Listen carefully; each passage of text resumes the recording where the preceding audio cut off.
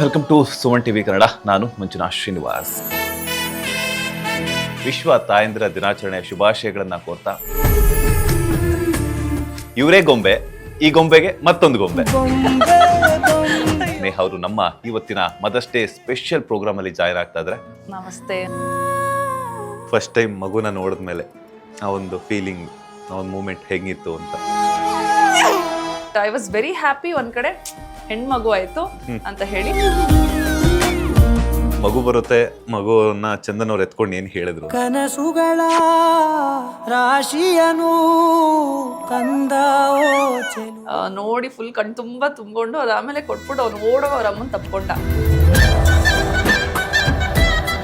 ತಾಯಿಯ ಕಷ್ಟ ಏನು ಅಂತ ಅದನ್ನ ಡೆಫಿನೆಟ್ಲಿ ನಾನು ಪದಗಳಲ್ಲಿ ಹೇಳೋದಕ್ಕಾಗಲ್ಲ. ಪ್ರಾಣ ಒತ್ತೆ ಇಟ್ಟು ಜನ್ಮ ನೀಡುವಳು ತಾಯಿ ಇಲ್ಲಿ ಒಬ್ಬಳೇ. ಯಾವ ಒಂದು ವಿಚಾರದಲ್ಲಿ ಇವಳು ನನ್ನ ಮಗಳೇ ಅಂತ ಅನಿಸ್ಬಿಡುತ್ತೆ. ನಾನು ಆ ಫೀಲಿಂಗ್ ನ ಹೆಂಗೆ ಎಕ್ಸ್ಪ್ಲೇನ್ ಮಾಡೋದು ನನಗೆ ಗೊತ್ತಿಲ್ಲ. ಬಟ್ ಅದು ಮಗುಗೆ ಏನ್ ಬೇಕು ಅಂತ ಅಮ್ಮಂದ್ರಿಗೆ ಗೊತ್ತಾಗುತ್ತೆ. ಅಮ್ಮ ಅನ್ನೋ ಪದಕ್ಕೆ ಹೊಸ ಮೀನಿಂಗ್ ಸಿಕ್ಕಿದೆ.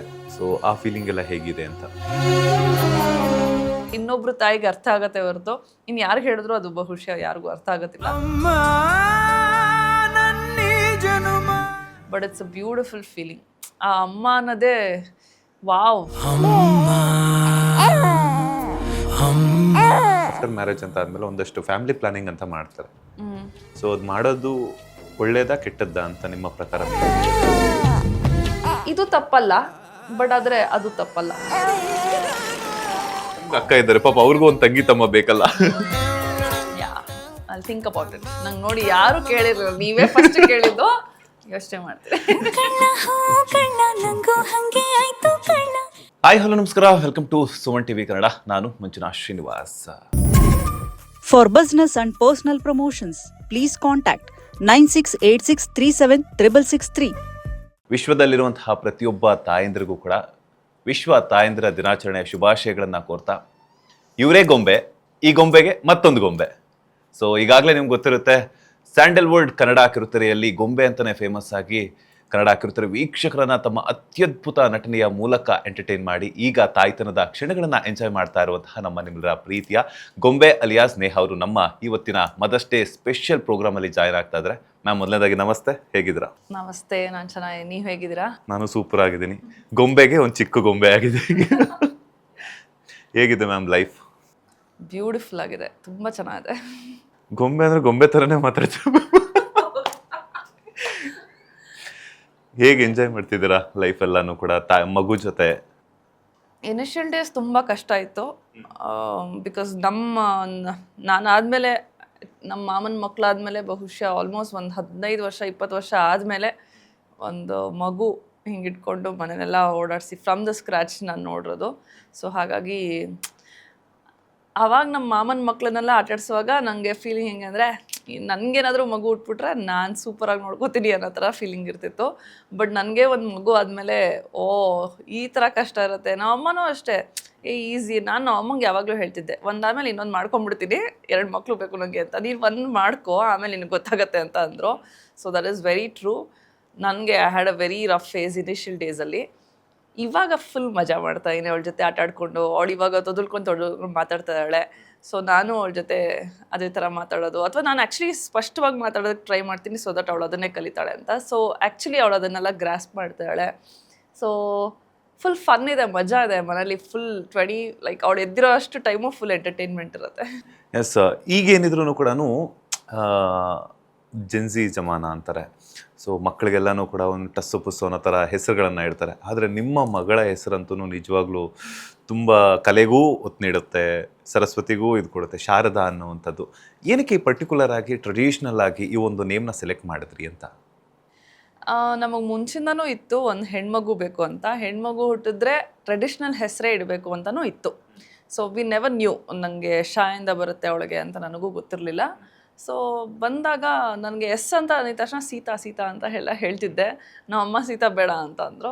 ಸರಿ ಆಯಿತು, ಅದೆಲ್ಲ ಒಂದು ಸ್ವಲ್ಪ ಸೀತಾ ತುಂಬ ಕಷ್ಟಪಟ್ಟಿದ್ದಾಳೆ ಹಂಗೆ ಹಿಂಗೆ ಅಂತೆಲ್ಲ ಹೇಳ್ತಾರೆ. ಸರಿ ಆಯಿತು ಬೇಡ ಅಂತ ಹೇಳಿ ಶಾ ಅಂತ ಬಂದಾಗ ಸಡನ್ನಾಗಿ ಹೊಳ್ದಿದ್ದೆ 2 ಹೆಸರು.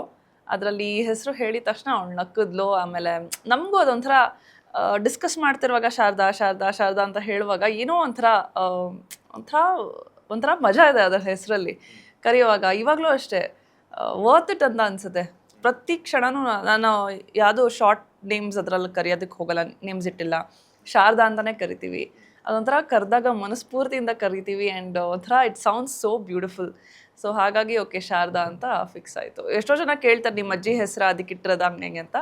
ಸೊ ಹಾಗೆಲ್ಲ ಏನೂ ಇಲ್ಲ, ಜಸ್ಟ್ ಶಾರದಾ ಅನ್ನೋ ಹೆಸರು ಆ್ಯಂಡ್ ಟ್ರೆಡಿಷ್ನಲ್ ಹೆಸರು ಇಡಬೇಕು ಅಂತ ಇತ್ತು ಆ್ಯಂಡ್ ಎಲ್ಲರಿಗೂ ಕರೆಯೋದಕ್ಕೆ ಸುಲಭವಾಗಿರಬೇಕು ಅಂತ ಇತ್ತು. ಸೊ ಹಾಗಾಗಿ ಸೆಲೆಕ್ಷನ್ ಯಾರ್ದು ಮ್ಯಾಮ್ ಶಾರದಾ ಅನ್ನೋದು? ಚಂದನ ಅವ್ರದ್ದು. ಓಕೆ ಮ್ಯಾಮ್, ಈಗ ಒಂದು ಹೆಣ್ಣಿನ ಜೀವನ ಪರಿಪೂರ್ಣ ಆಗಬೇಕು ಅಂತಂದರೆ ತಾಯಿ ಆಗಲೇಬೇಕು ಅನ್ನೋವಂಥದ್ದು ಒಂದಿರುತ್ತೆ.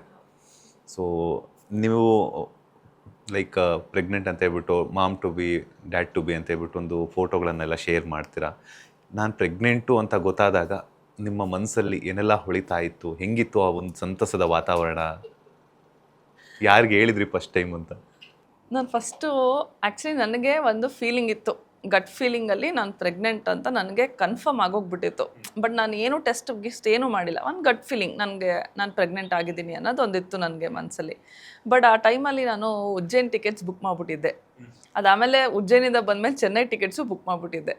ಸೊ 2 ಟ್ರಿಪ್ ಮುಗಿಸ್ಕೊಂಡು ಬರೋಣ, ಆಮೇಲೆ ಮನೇಲಿ ಅಂದರೆ ಎಷ್ಟು ದಿನ ಹೈಡ್ ಮಾಡಿರ್ಬೋದು? I don't know. ನಾನು ಚೆನ್ನೈ ಟ್ರಿಪ್ ಬಂದ ಆಮೇಲೆ ನಾನು ಟೆಸ್ಟ್ ಮಾಡ್ಕೊಂಡೆ, ಯಾಕಂದ್ರೆ ನನಗೆ ಇವಾಗ ಗೊತ್ತಾಗೋಗ್ಬಿಟ್ರೆ ಅದೊಂಥರ ಫಸ್ಟ್ ಟೈಮು ಭಯ ಅದು ಇದು ಇರುತ್ತೆ. ಆಮೇಲೆ ಏನಾದರೂ ಹೆಚ್ಚು ಕಡಿಮೆ ಆಗೋಗ್ಬಿಟ್ರೆ ಆಮೇಲೆ ಸುಮ್ಮನೆ ಮನೇಲಿ ಬೈಸ್ಕೋಬೇಕು. ನನ್ನ ಗಟ್ ಫೀಲಿಂಗ್ ಏನೂ ಆಗೋದಿಲ್ಲ, let me go with the flow and careful ಆಗಿರೋಣ ಅಂತ ಇತ್ತು. ಸೊ ಉಜ್ಜೈನ್ ಟ್ರಿಪ್ಗೆ ಹೋಗ್ಬಿಟ್ಟು ಬಂದೆ. ಅಲ್ಲಿ ಪಕ್ಕ ಒಂಥರ ಕನ್ಫರ್ಮೇಷನ್, ಯಾಕಂದ್ರೆ ನಂಗೆ ಈಸಿಯಾಗಿ ಅಷ್ಟು ಸುಸ್ತು ಎಲ್ಲ ಆಗ್ತಿರ್ಲಿಲ್ಲ. ಸೊ ಒಂದು ಸ್ವಲ್ಪ ಸುಸ್ತಾಗೋದು, ಕಾಲು ನೋವು ಬರೋದು ಅದೆಲ್ಲ ಆಗ್ತಿತ್ತು. ಸರಿ ಓಕೆ, ಒಂದಷ್ಟು ಟ್ರೈನ್ಗೂ ಆಗಿರ್ಬೋದು ಇಲ್ಲ ಇದಕ್ಕೂ ಆಗಿರ್ಬೋದು ಅಂತ ಇದು ಮಾಡ್ಕೊಂಡು ನನಗೆ ಸಮಾಧಾನ ಮಾಡ್ಕೊಳ್ತಿದ್ದೆ. ಸೊ ಉಜ್ಜೈನ್ ಟ್ರಿಪ್ ಎಲ್ಲ ಮುಗಿಸ್ಕೊಂಡು ಬಂದೆ. ಅದಾದಮೇಲೆ ಚೆನ್ನೈ ಟ್ರಿಪ್ಗೆ ಹೋಗಲೇಬೇಕಾಯ್ತು. ಇಫ್ ನಾಟ್ ಅವತ್ತು ನಾನು ಹೋಗಿರ್ಲಿಲ್ಲ ಅಂದರೆ ನಾನು ಯಾವತ್ತೂ ಹೋಗೋಕ್ಕೆ ಆಗಲ್ಲ ಅನ್ನೋ ಥರ ಫೀಲಿಂಗ್ ನನಗೆ. ಮತ್ತೆ ಹೇಳಿದ್ರೆ ಮನೇಲಿ ತುಂಬ ಲಾಂಗ್ ಇದಾಗತ್ತೆ, ಗ್ಯಾಪ್ ಆಗಿ ಹೋಗುತ್ತೆ. ಬಿಕಾಸ್ ನಾನು ಚೆನ್ನೈನಲ್ಲಿ ಆಲ್ಮೋಸ್ಟ್ 7-8 ವರ್ಷ 10 ವರ್ಷ ಅಲ್ಲೇ ಕೆಲಸ ಮಾಡಿದ್ದೀನಿ.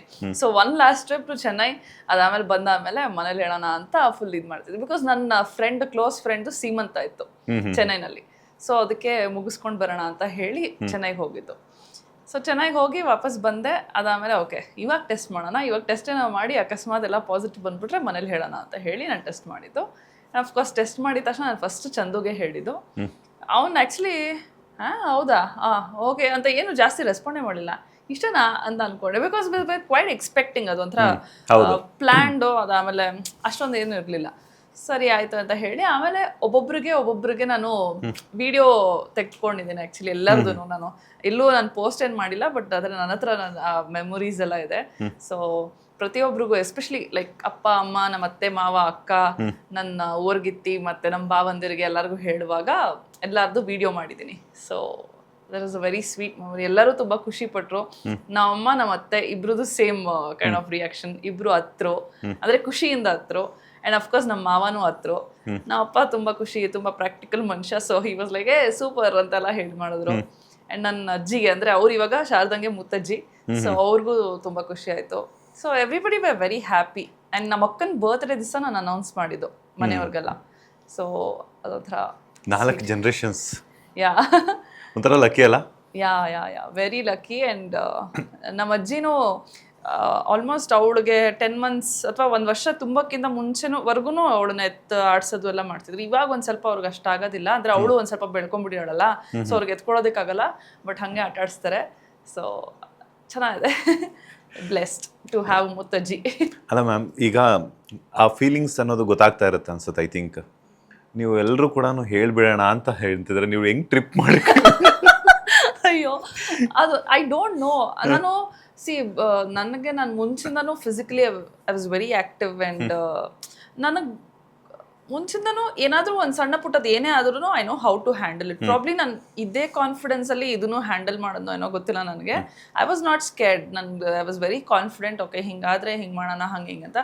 ಅದು ಬೇರೆ ನಾನು ಊರ್ಗಿತ್ತಿ ಅವರು ಇವರು ಒಂದಷ್ಟು ಜನ ಫ್ರೆಂಡ್ಸು ಎಲ್ಲರೂ ಅವ್ರವ್ರ ಎಕ್ಸ್ಪೀರಿಯನ್ಸ್ ಹೇಳಿರುವಾಗ ನನಗೆ okay I thought I can pull it off well ಅಂತ. ಆ್ಯಂಡ್ ಬೈ ಗಾಡ್ಸ್ ಗ್ರೇಸ್ ನನ್ನ pregnancy was a cake walk. ನಾನು ತುಂಬ ಚೆನ್ನಾಗಿ ಎಂಜಾಯ್ ಮಾಡಿದೆ, ತುಂಬ ಟ್ರಾವೆಲ್ ಮಾಡಿದೆ. ಅದಾದಮೇಲೆ ಇನ್ಫ್ಯಾಕ್ಟ್ ಫಸ್ಟ್ 3 months ಟ್ರಾವೆಲ್ ಮಾಡೋಂಗಿಲ್ಲ ಅಂತ ಹೇಳ್ತಾರಲ್ಲ, 3 months ಆದಮೇಲೆ ಮತ್ತೆ ಟ್ರಾವೆಲ್ ಮಾಡಿದೆ. ನಾನು ತೋರಿಸ್ಕೊಂಡಾಗ I think I was 9 weeks or something like that, or 7 or 9 weeks ಹತ್ರ. ಅದಾದಮೇಲೆ ನಾನು 3 monthsವರೆಗೂ ಡಾಕ್ಟರ್ ಹೇಳೋವರೆಗೂ ವೆಯ್ಟ್ ಮಾಡ್ತಿದ್ದೆ. ಡಾಕ್ಟರ್ ಯಾವಾಗ ಓಕೆ ನೀನು ಟ್ರಾವೆಲ್ ಮಾಡ್ಬೋದು ಅಂದ್ರೆ 6-7 ತಿಂಗಳವರೆಗೂ ಚೆನ್ನಾಗಿ ಟ್ರಾವೆಲ್ ಮಾಡಿದೆ. ಅದಾದಮೇಲೆ 7, 8, 9 last 3 months again break. Yes ma'am. ಈಗ ಗರ್ಭಿಣಿ ಆಗಿರುವಂತಹ ಸಂದರ್ಭದಲ್ಲಿ ಒಂದಷ್ಟು ಬಯಕೆಗಳು ಬರುತ್ತೆ ಅಂತ ಹೇಳ್ತಾರೆ. ಸೊ ನಿಮ್ಮ ಬಯಕೆಗಳನ್ನ ಚಂದು ಅವ್ರು ಏನೆಲ್ಲ ಈಡೇರಿಸಿದ್ರು ಅಂತ? ನನಗೆ ಬಯಕೆ ಇದ್ದಿದ್ದೇ ಒಂದು, ಚಂದು ಜೊತೆ ಇರಬೇಕು ಅಂತ ಅಷ್ಟೇ.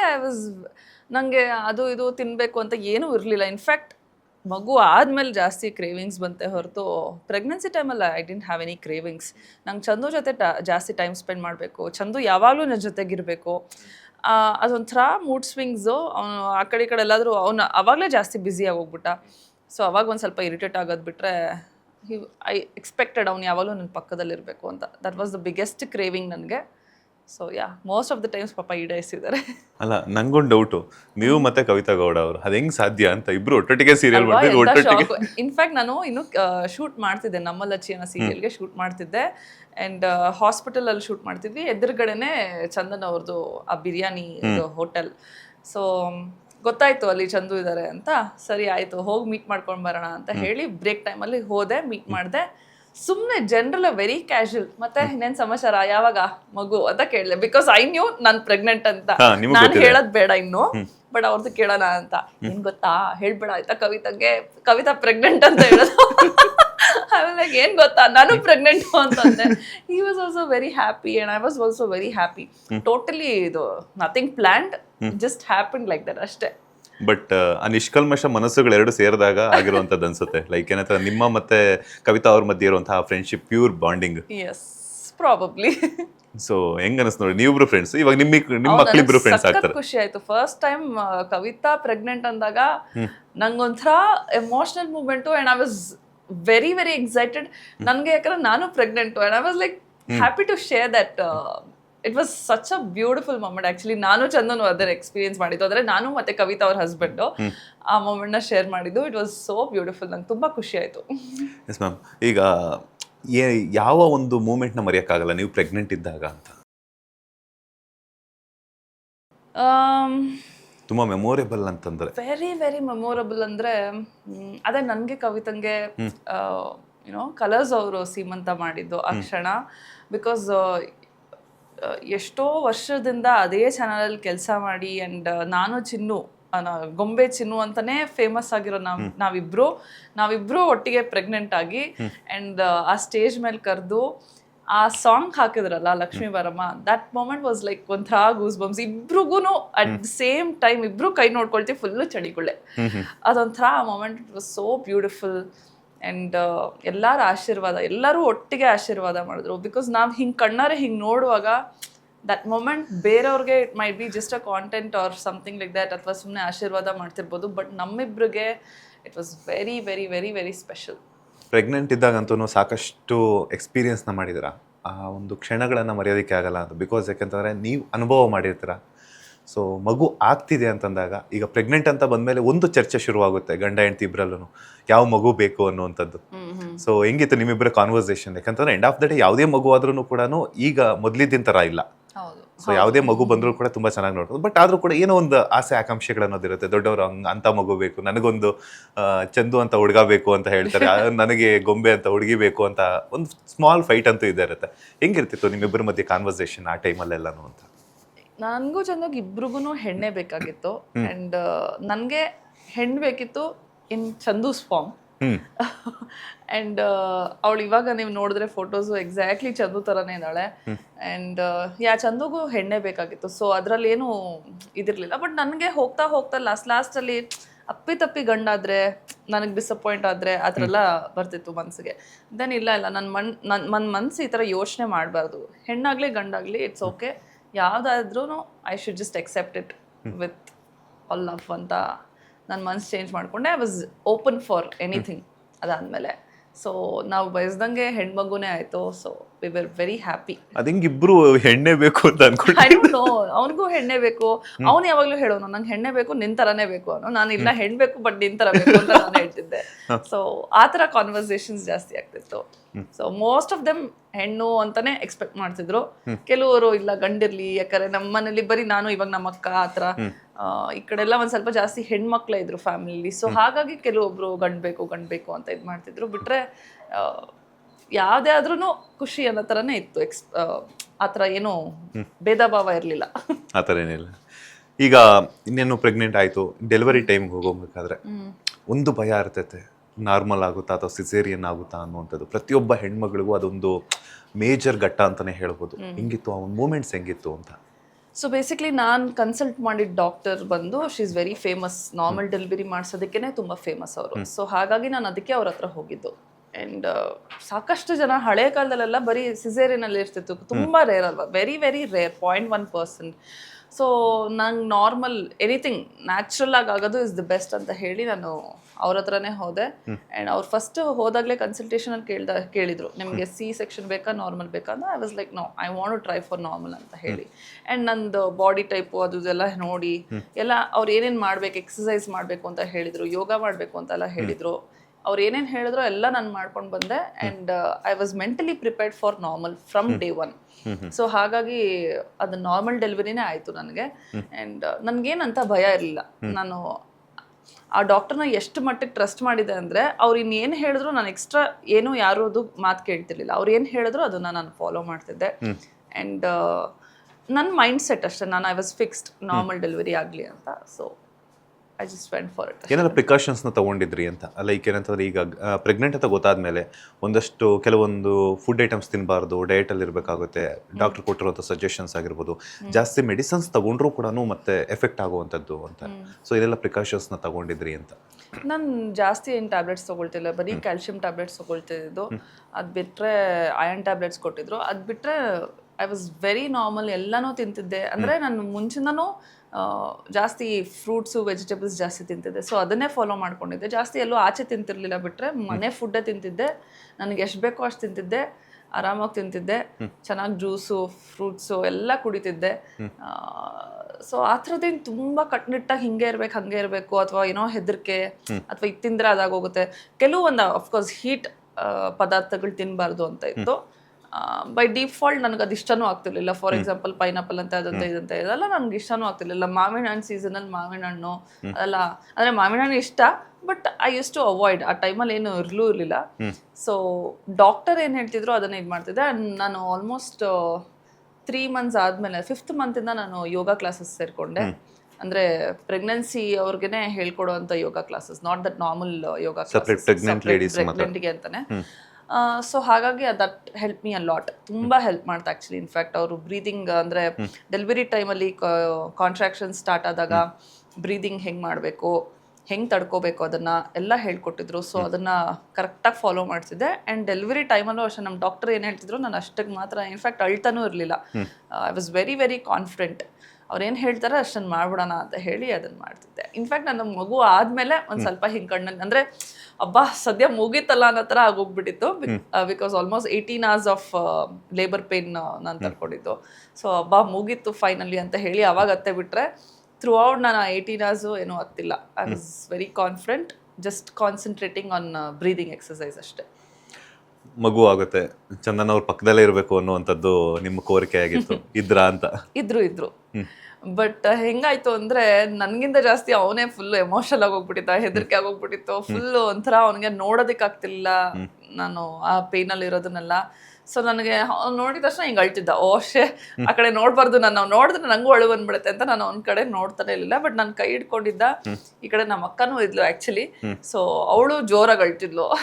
ನನ್ನನ್ನು ಧೈರ್ಯ ಹೇಳೋದಕ್ಕೆ ಕಳ್ಸಿರೋದು ನೀವಿಬ್ರಿಗೆ ಅಂತ ಅನ್ಕೊಂಡು ನನ್ನ ಮನಸ್ಸಲ್ಲೇ. ಬಟ್ ನಾನು ಏನೂ ಮಾತಾಡೋದಕ್ಕೆ ಹೋಗ್ತಿರ್ಲಿಲ್ಲ. I was very very confident. So ನನ್ನನ್ನು ಅಷ್ಟು ಕಾನ್ಫಿಡೆಂಟ್ ಆಗಿ ನೋಡಿ ಚಂದು ಒಂದು ಸ್ವಲ್ಪ ತಲೆ ಬಗ್ಗಿಸ್ಕೊಂಡು ಗಟ್ಟಿಯಾಗಿ ನನ್ನ ಕೈ ಹಿಡ್ಕೊಂಡಿದ್ದ.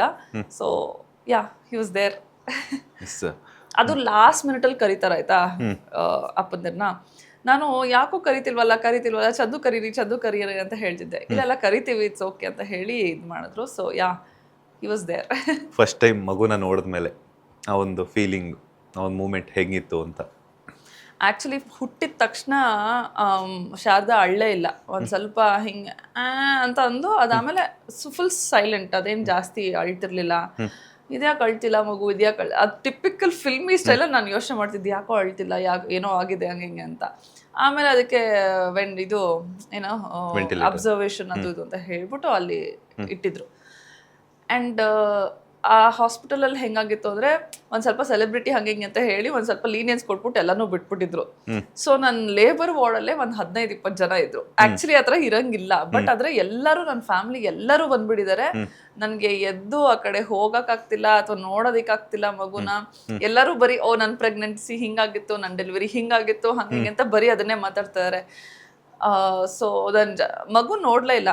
ಆಮೇಲೆ ಸುಮಾರು ಹೊತ್ತಾದ್ಮೇಲೆ ಆಲ್ಮೋಸ್ಟ್ 1 hour ಆದಮೇಲೆ ಅವ್ರನ್ನೆಲ್ಲರನ್ನೂ ಆಚೆ ದಬ್ಬಿಟ್ಟು, ಅಂದರೆ ಎಲ್ಲರೂ ಇದು what is this labour room, ಇದು ಆಚೆ ಹೋಗಿ ಅಂತ ಎಲ್ಲ ಹೇಳಿ ಆಮೇಲೆ ಅವ್ರು ಹೋದ್ಮೇಲೆ ನೋಡಿದ್ದು. ಬಟ್ ನನಗೆ ಫಸ್ಟ್ ಟೈಮ್ ನೋಡಿದಾಗ ನಂಗೆ ಏನೂ ಅನಿಸ್ಲೇ ಇಲ್ಲ. ಅಂದರೆ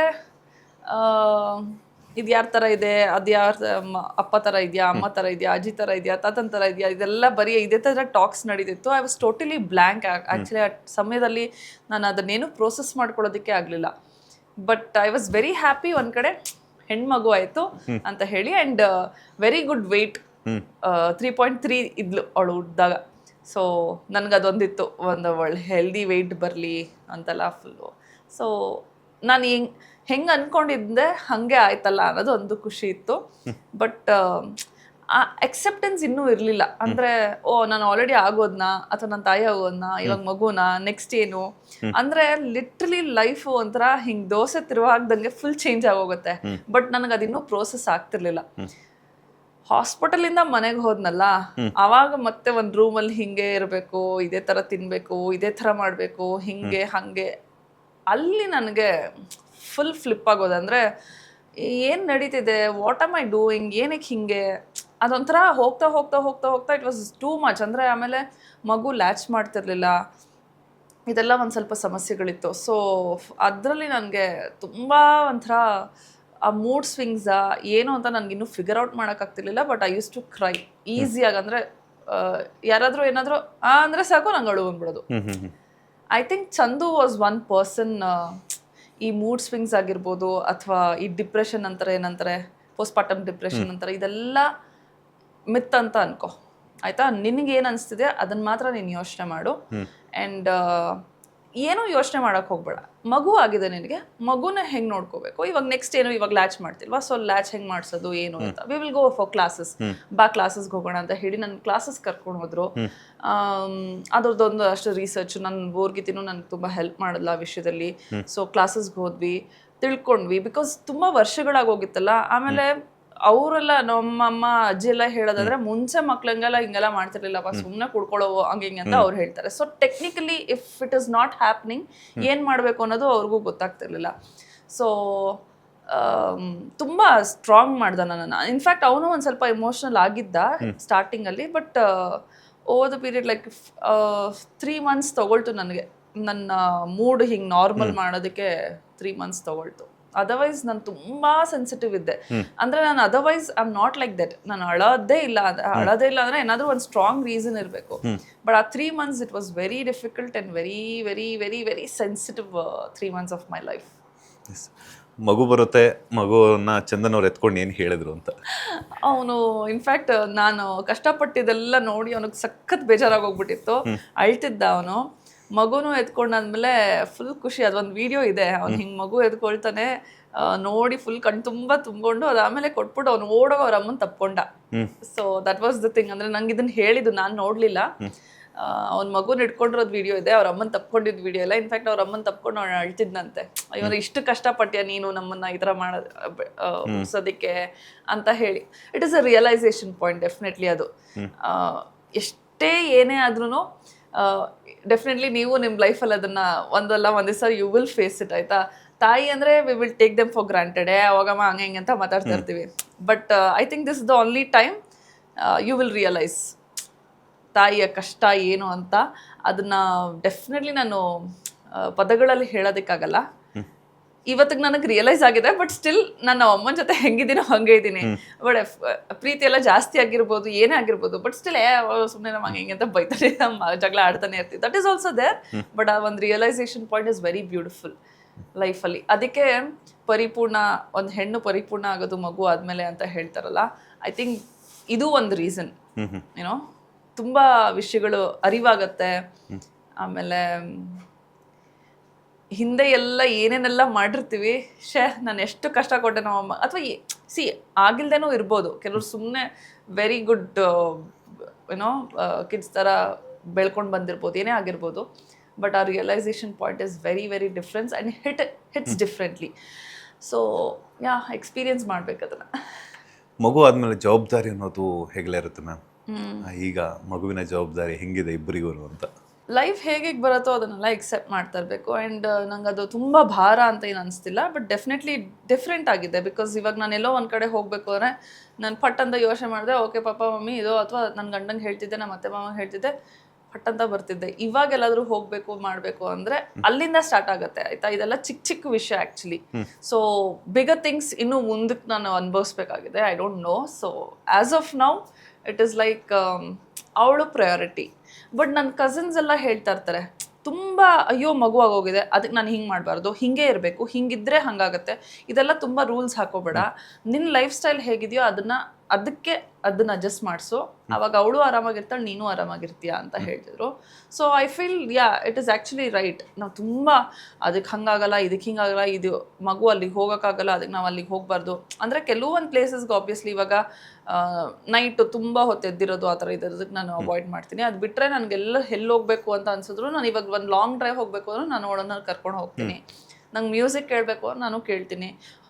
ತುಂಬ ಸೆನ್ಸಿಟಿವ್ ಆಗಿ ನಾನೇನು ಬೆಳೆಸಿಲ್ಲ, ಅಥವಾ ತುಂಬ ಅವಳು ಹಿಂದೆನೇ ಓಡಾಡೋದು ಆ ಥರ ಎಲ್ಲ ಏನು ಇದು ಮಾಡ್ತಿಲ್ಲ. ಆ್ಯಸ್ ಆಫ್ ನಾವು ಈ ಚಿಕ್ಕ ಪುಟ್ಟ ಜವಾಬ್ದಾರಿಗಳು ಮಜಾ ಕೊಡ್ತಿದೆ, ಖುಷಿ ಕೊಡ್ತಿದೆ. ಎಲ್ಲರೂ ಹೇಳೋದು ಅದೇ, ಹೋಗ್ತಾ ಇರೋದು ಅಂತ. ಸೊ ಹೋಗ್ತಾ ನಾನು ಇನ್ನೂ ಎಕ್ಸ್ಪೀರಿಯನ್ಸ್ ಮಾಡಬೇಕು. ತಾಯಿ ಆದಮೇಲೆ ನೇಹ ಅವರ ಲೈಫಲ್ಲಿ ಏನೆಲ್ಲ ಬದಲಾವಣೆಗಳಾಯಿತು ಅಂತ? ಅದೇ ನಾನು ಹೇಳ್ದಂಗೆ ನಾನು ಜಾಸ್ತಿ ಬದಲಾವಣೆ ಮಾಡ್ಕೊಳ್ಳಿಲ್ಲ. ಬಟ್ ನನಗೇನೋ ಇವಾಗ ಬೇಕು, ನಾನೆಲ್ಲೋ ಸಡನ್ನಾಗಿ ಹೋಗಬೇಕು ಮಾಡಬೇಕು, ಅದನ್ನ ಒಂದು ಆಗ್ತಿಲ್ಲ ನನಗೆ. ತುಂಬ ಆ್ಯಕ್ಚುಲಿ ಇವಾಗ ವರ್ಕೌಟ್ ಆಗಿರ್ಬೋದು, ತಿನ್ನೋ ವಿಷಯದಲ್ಲಾಗಿರ್ಬೋದು, ಸಾಕಷ್ಟು ಬದಲಾವಣೆಗಳಾಗಿದೆ.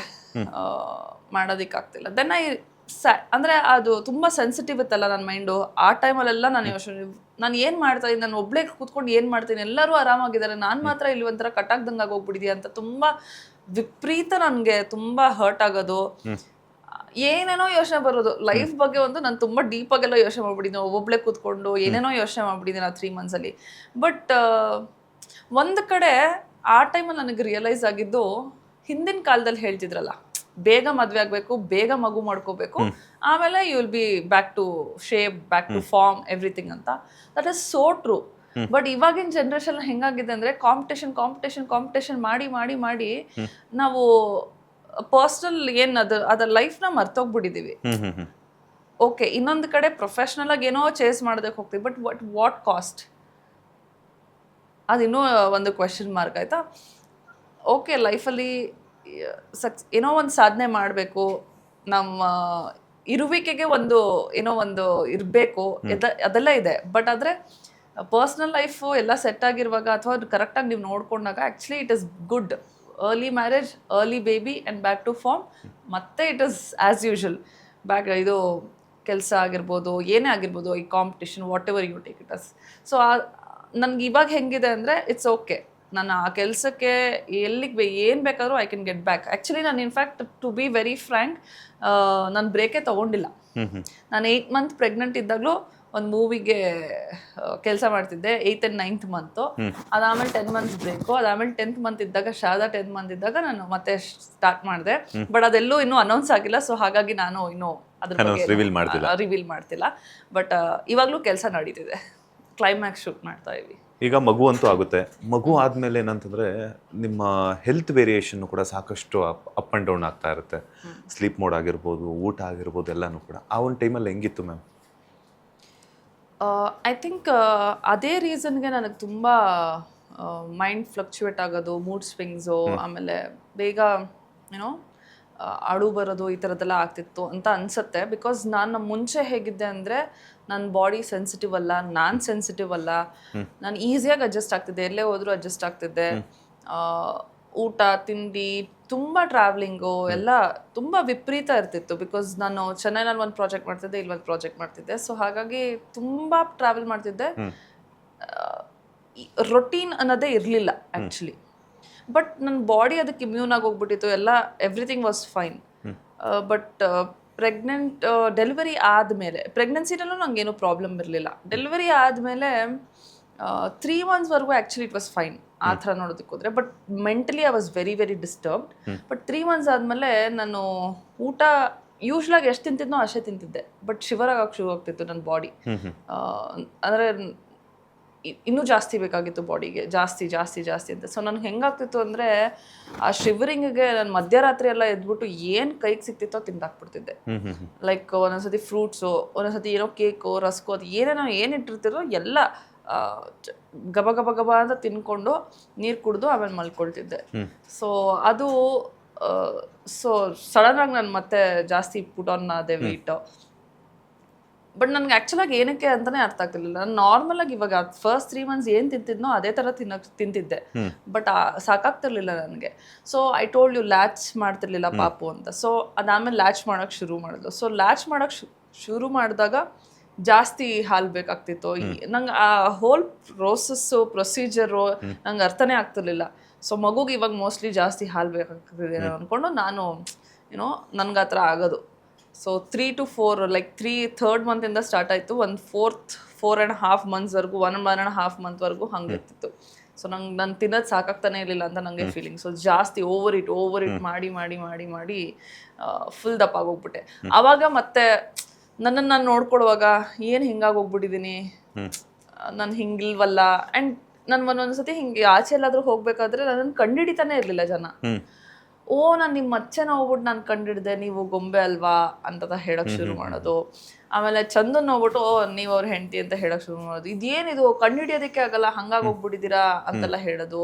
ಇದೆಲ್ಲ ತುಂಬ ನನಗೆ ತುಂಬ it hit me very hard. Like ನಾನು ತಪ್ಪು ಮಾಡ್ತಾಯಿದ್ದೀನಾ ಅಥವಾ ವಾಟ್ ಇಸ್ ಇಟ್? ಅಥವಾ ಪ್ರೆಗ್ನೆಂಟು ಎಲ್ಲರಿಗೂ ಹಿಂಗೆ ಆಗ್ತಿದ್ಯಾ ಅಥವಾ ನನಗೆ ಮಾತ್ರ ಹಿಂಗೆ ಆಗ್ತಿದ್ಯಾ ಏನು ಅಂತ ನನಗೆ ಪ್ರೋಸೆಸ್ ಮಾಡ್ಕೊಡೋದಕ್ಕಾಗ್ತಿದೆ. ಸೊ ಸ್ವಲ್ಪ ದಿವಸ ನಂಗೆ ಆಚೆ ಹೋಗೋದಕ್ಕೂ ಇಷ್ಟ ಆಗ್ತಿರ್ಲಿಲ್ಲ.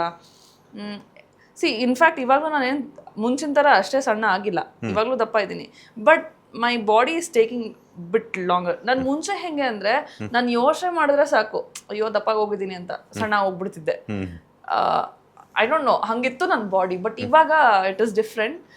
But gradually I started accepting it's okay, this is me and ನಾನು have given birth and that is a very big achievement kind of thing ನನಗೆ. ಆಯಿತಾ, ಒಂದು ಹ್ಯೂಮನ್ ಸ್ಮಾಲ್ ಟೈನಿ ಕ್ರಿಯೇಷನ್ನ ಕ್ರಿಯೇಟ್ ಮಾಡೋದು is not a joke, right? So it's okay, I am proud of myself. Whatever I am doing for the baby.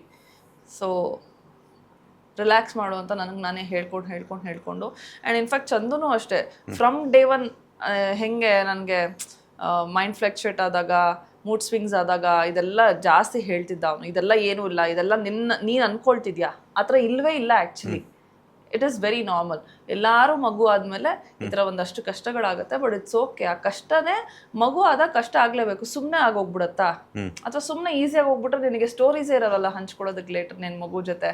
So ಅದಕ್ಕೆ ಈ ಥರ ಎಲ್ಲ ಆಗುತ್ತೆ. ಆ ಥರ ಏನೇನೋ ಹೇಳಿ ನನಗೆ ತುಂಬ ಮೋಟಿವೇಟ್ ಮಾಡೋನು. ಆ್ಯಂಡ್ ನಮ್ಮ ತಾಯಿಗೆ ಒಬ್ವಿಯಸ್ಲಿ ಇದೆಲ್ಲ ಅವ್ರಿಗೂ ಒಂಥರ ಹೊಸದು. ಬಿಕಾಸ್ ಅವ್ರಿಗೆ ಇಟ್ ವಾಸ್ ಡಿಫ್ರೆಂಟ್ ಆ್ಯಂಡ್ ನನಗೆ ಇಟ್ ಈಸ್ ಡಿಫ್ರೆಂಟ್. ಸೊ ನನಗೆ ನಮ್ಮನ ರೆಫರೆನ್ಸು ನಂಗೆ ತಗೊಳೋದಕ್ಕಾಗ್ತಿಲ್ಲ. ಅಥವಾ ನನ್ನ ಸುತ್ತಮುತ್ತ ಇರೋರದೇ ಬೇರೆ ಬೇರೆ ಬೇರೆ ಥರ ಎಲ್ಲರದು. ಇವಾಗ ಲೈಕ್ ಹೌ ವಿ ಸೇ ಅಲ್ಲ, ಪ್ರತಿಯೊಂದು ಮಗುನೂ ಬೇರೆ ಬೇರೆ ಥರ, ಯಾರನ್ನೂ ಕಂಪೇರ್ ಮಾಡಬೇಡಿ ಅಂತ ಹೆಂಗೆ ಹೇಳ್ತೀವೋ, ಪ್ರತಿಯೊಂದು ತಾಯಿ ಕೂಡ ಬೇರೆ ಥರ. ಸೊ ನಮ್ಮಮ್ಮನ ಜೊತೆ ನಾನು ಕಂಪೇರ್ ಮಾಡ್ಕೊಳಕ್ಕಾಗಲ್ಲ, ಅಥವಾ ಇನ್ನೊಬ್ರು ಯಾರ ಜೊತೆನೋ ನಾನು ಕಂಪೇರ್ ಮಾಡ್ಕೊಳಕ್ಕಾಗಲ್ಲ. What I am going through is I know and it is my body. So it's okay ಅಂತ ಹೇಳಿ ಆಮೇಲೆ ಮತ್ತೆ ಒಂದು ಸ್ವಲ್ಪ ನಾರ್ಮಲೈಸ್ ಆಗಿ ಇವಾಗ ಐಮ್ ಫೈನ್. ಸೊ ಯೂಶ್ವಲಿ ಅದು ಹೇಳ್ತಾರಲ್ಲ, it takes almost 1 year and ಒಬ್ಬೊಬ್ರಿಗೆ 5 ವರ್ಷ ಬೇಕಾಗುತ್ತೆ ಮತ್ತೆ ಅದು ನಾರ್ಮಲ್ ಆಗೋದಕ್ಕೆ ಅಂತ ಹೇಳ್ತಾರೆ. ಪ್ರಾಬ್ಲಿ ಇವಾಗ ನನ್ನ ಮಗಳು 1.6 ಇವಾಗ. ಐ ಥಿಂಕ್ ನಾನು ಇನ್ನೂ ನಾರ್ಮಲ್ ಆಗಿಲ್ಲ, but I look normal. It's okay, I will take my own sweet time. ಹಾಗಂತ ನಾನು ತುಂಬ ನೆಗ್ಲೆಕ್ಟ್ ಮಾಡ್ತಾನೂ ಇಲ್ಲ. I will take my time and I will get back. Yes ma'am. ಎಷ್ಟು ಅವರ್ ನಿದ್ದೆ ಮಾಡ್ತಿದ್ರಿ? ಇದಕ್ಕಿಂತ ಒಂದು ತಿಂಗಳು ಮುಂಚೆ ಕೇಳಿದ್ರೆ ನಾನು ಆ್ಯಕ್ಚುಲಿ ನಿದ್ದೆನೇ ಮಾಡೋದು ನನಗೆ ಹೆಂಗಾಗೋಗ್ಬಿಟ್ಟಿದೆ ಅಂದರೆ ಇವಾಗ ಶಾರದಾ ನಿದ್ದೆ ಮಾಡಿದ್ರು ಕೂಡ ನನಗೆ ನಿದ್ದೆ ಬರಲ್ಲ ಅಂತ ಆ ಥರ ಅಭ್ಯಾಸ ಆಗೋಗ್ಬಿಟ್ಟಿದೆ. ಬಟ್ ಇವಾಗ ಒಂದು ಸ್ವಲ್ಪ ನಿದ್ದೆ ಮಾಡ್ತಾ ಇದ್ದೀನಿ. ಈಗ ಓಕೆ. ಒಂದು 5 ಅವರ್ ಆದರೂ ನಿದ್ದೆ ಮಾಡ್ತೀನಿ, 5-6 ಅವರ್. ಅವಾಗೆಲ್ಲ ನಾನು ನಿದ್ದೆನೇ ಮಾಡ್ತಿದ್ದೆ, ಬಿಕಾಸ್ ಅವಳು ರಾತ್ರಿ ಎಲ್ಲ ನಿದ್ದೆ ಮಾಡ್ತಿರ್ಲಿಲ್ಲ.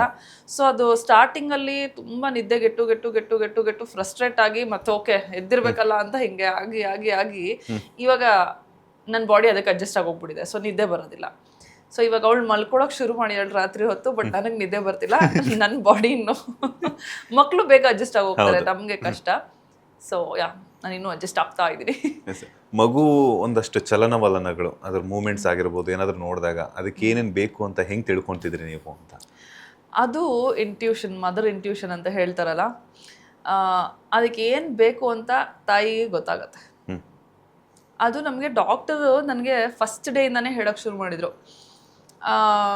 ಡಿಮ್ಯಾಂಡ್ ಫೀಡಿಂಗು ಕೆಲವೊಬ್ರು ಹೇಳೋರು ಇಲ್ಲ 2 ಅವರ್ಗೆ ಒಂದ್ಸತಿ ಫೀಡ್ ಮಾಡಿ ಅಂತ, ಇನ್ನು ಕೆಲವರು ಇಲ್ಲ ಡಿಮ್ಯಾಂಡ್ ಫೀಡಿಂಗು ಅದತ್ತ ಕೊಡಿ ಸಾಕು ಹಂಗೆ ಅಂತ. ಅದಲ್ಲದೆ ಯಾಕೆ ಅಳ್ತಿದೆ ಅನ್ನೋದನ್ನು ಆ್ಯಕ್ಚುಲಿ ಅಮ್ಮಂದಿರಿಗೆ ಗೊತ್ತಾಗುತ್ತೆ. ಅದು ಹೆಂಗೆ ಮ್ಯಾಮ್? ಅದೇ that is the beauty of being a mother, and that is how ದೇವರು ಕ್ರಿಯೇಟ್ ಮಾಡಿರೋದು ಅಮ್ಮಂದಿರು ಅಂದರೆ ಅದಕ್ಕೇನೆ. ಐ ಡೋಂಟ್ ನೋ, ಇವಾಗ ನಾವು ಅಮ್ಮಂಗೂ ನಾನು ಇವಾಗ ಓಕೆ ಐ ಆಮ್ ಆಲ್ಮೋಸ್ಟ್ ಇವಾಗಿನ ಏಜಲ್ಲಿ ನಾನೇನಾದರೂ ಹತ್ಕೊಂಡು ಫುಲ್ ಸಮಾಧಾನ ಆಗಿ ಸುಮ್ಮನೆ ನಮ್ಮ ಅಮ್ಮನ ಮುಂದೆ ಬಂದರೆ ಏನಕ್ಕೆ ಕತ್ತಿದ್ಯಾ ಅಂತ ಕೇಳ್ತಾರೆ. ಆ್ಯಂಡ್ ನಮ್ಮ ಅಮ್ಮ ಒಬ್ಬರೇ ಅದನ್ನು ಗೆಸ್ ಮಾಡೋದು, ಬೇರೆ ಯಾರೂ ಗೆಸ್ ಮಾಡಲ್ಲ. ನಾನು ಆ ಫೀಲಿಂಗ್ನ ಹೆಂಗೆ ಎಕ್ಸ್ಪ್ಲೇನ್ ಮಾಡೋದು ನನಗೆ ಗೊತ್ತಿಲ್ಲ, ಬಟ್ ಅದು ಮಗುಗೆ ಏನು ಬೇಕು ಅಂತ ಅಮ್ಮಂದ್ರಿಗೆ ಗೊತ್ತಾಗುತ್ತೆ. ಅದು ನಾನು ಮುಂಚೆ ಬಿಲೀವ್ ಮಾಡ್ತಿರ್ಲಿಲ್ಲ, ಆದರೆ ಹೆಂಗೆ ಸಾಧ್ಯ ಆಯ್ತಾರಲ್ಲ ಸುಮ್ಮನೆ ಅದಕ್ಕಲ್ಲ ಇದಕ್ಕೆ ಅಂತ ನಾವೇನಾದರೂ ಹೇಳಿರ್ತೀನಿ ನನ್ನ ಫ್ರೆಂಡ್ಸ್ಗಳಿಗೆ. ಬಟ್ ಅದೊಂಥರ ಎಂಥ ಬ್ಯೂಟಿಫುಲ್ ಇದು ಅಂದರೆ, ಇದಕ್ಕೆ ನನ್ನ ಮಗಳು ಅಳ್ತಿರೋದು, ಇದ್ದೇ ಬೇಕಾಗಿರೋದು ಅವಳಿಗೆ, ಅವಳು ಇಲ್ಲಿ ಹಿಂಗೆ ಹೇಳ್ತಿರೋದು ಅಂತ ಅದು ನೀಟಾಗಿ ಗೊತ್ತಾಗತ್ತೆ ನಮ್ಗಳಿಗೆ. ಅದು ಹೆಂಗೆ ಅಂತ ನನಗೆ ಗೊತ್ತಿಲ್ಲ, ಬಟ್ ದೇವರು ಹಾಗೆ ಸೃಷ್ಟಿ ಮಾಡಿರೋದು ತಾಯಿದಿರನ್ನ. ಸೊ ತರಲೆ ತುಂಟಾಟಗಳೆಲ್ಲ ಚಂದು ಅವ್ರ ಥರ ಇರುತ್ತಾ, ನಿಮ್ಮ ಥರ ಇರುತ್ತಾ ಮಗು ಶಾರದಾ ಅವ್ರದ್ದು? ಅಯ್ಯೋ, ಐ ಥಿಂಕ್ ಎಲ್ಲಾರ್ದು ಹೊತ್ಕೊಂಡು ಬಂದೇವಳು. ನಗದು ಚಂದು ಅವ್ರ ಅಮ್ಮನ ಥರ ಸೇಮ್ ಅವ್ರ ಥರನೇ ನಗ್ತಾಳೆ. ಎಲ್ಲರ ಜೊತೆ ಬೆರೆಯೋದು ಈಸಿಯಾಗಿ, ಅವಳು ತುಂಬ ಬೇಗ ಜೆಲ್ ಆಗ್ತಾಳೆ, ಅದೆಲ್ಲ ಒಂದು ಸ್ವಲ್ಪ ಚಂದು ಥರ. ಹಠ ಮಾಡೋದು ಕೆಲವೊಂದೆಲ್ಲ ಸೋನು ಥರ, ನಮ್ಮ ಅಕ್ಕನ ಥರ. ಇನ್ನು ಕೆಲವೊಂದಿದೆ ನಮ್ಮ ಅಮ್ಮನ ಥರನೂ ಆಡ್ತಾಳೆ. ಆ್ಯಂಡ್ ಒಂದು ಸ್ವಲ್ಪ OCD ಪ್ರಾಬ್ಲಮ್ ಇದೆ ಅವಳಿಗೂ, ಅದು ಒಂದು ಸ್ವಲ್ಪ ನಂತರ ಅವಳಿಗೊಂಚೂರು ಕಾಲ್ಗೇನು ತಗ್ಲಂಗಿಲ್ಲ, ಅಥವಾ ಹಿಂಗೆ ತಿಂತಿರುವಾಗ್ಲೂ ಇಲ್ಲೇನೋ ಇದು ಮಾಡಂಗಿಲ್ಲ.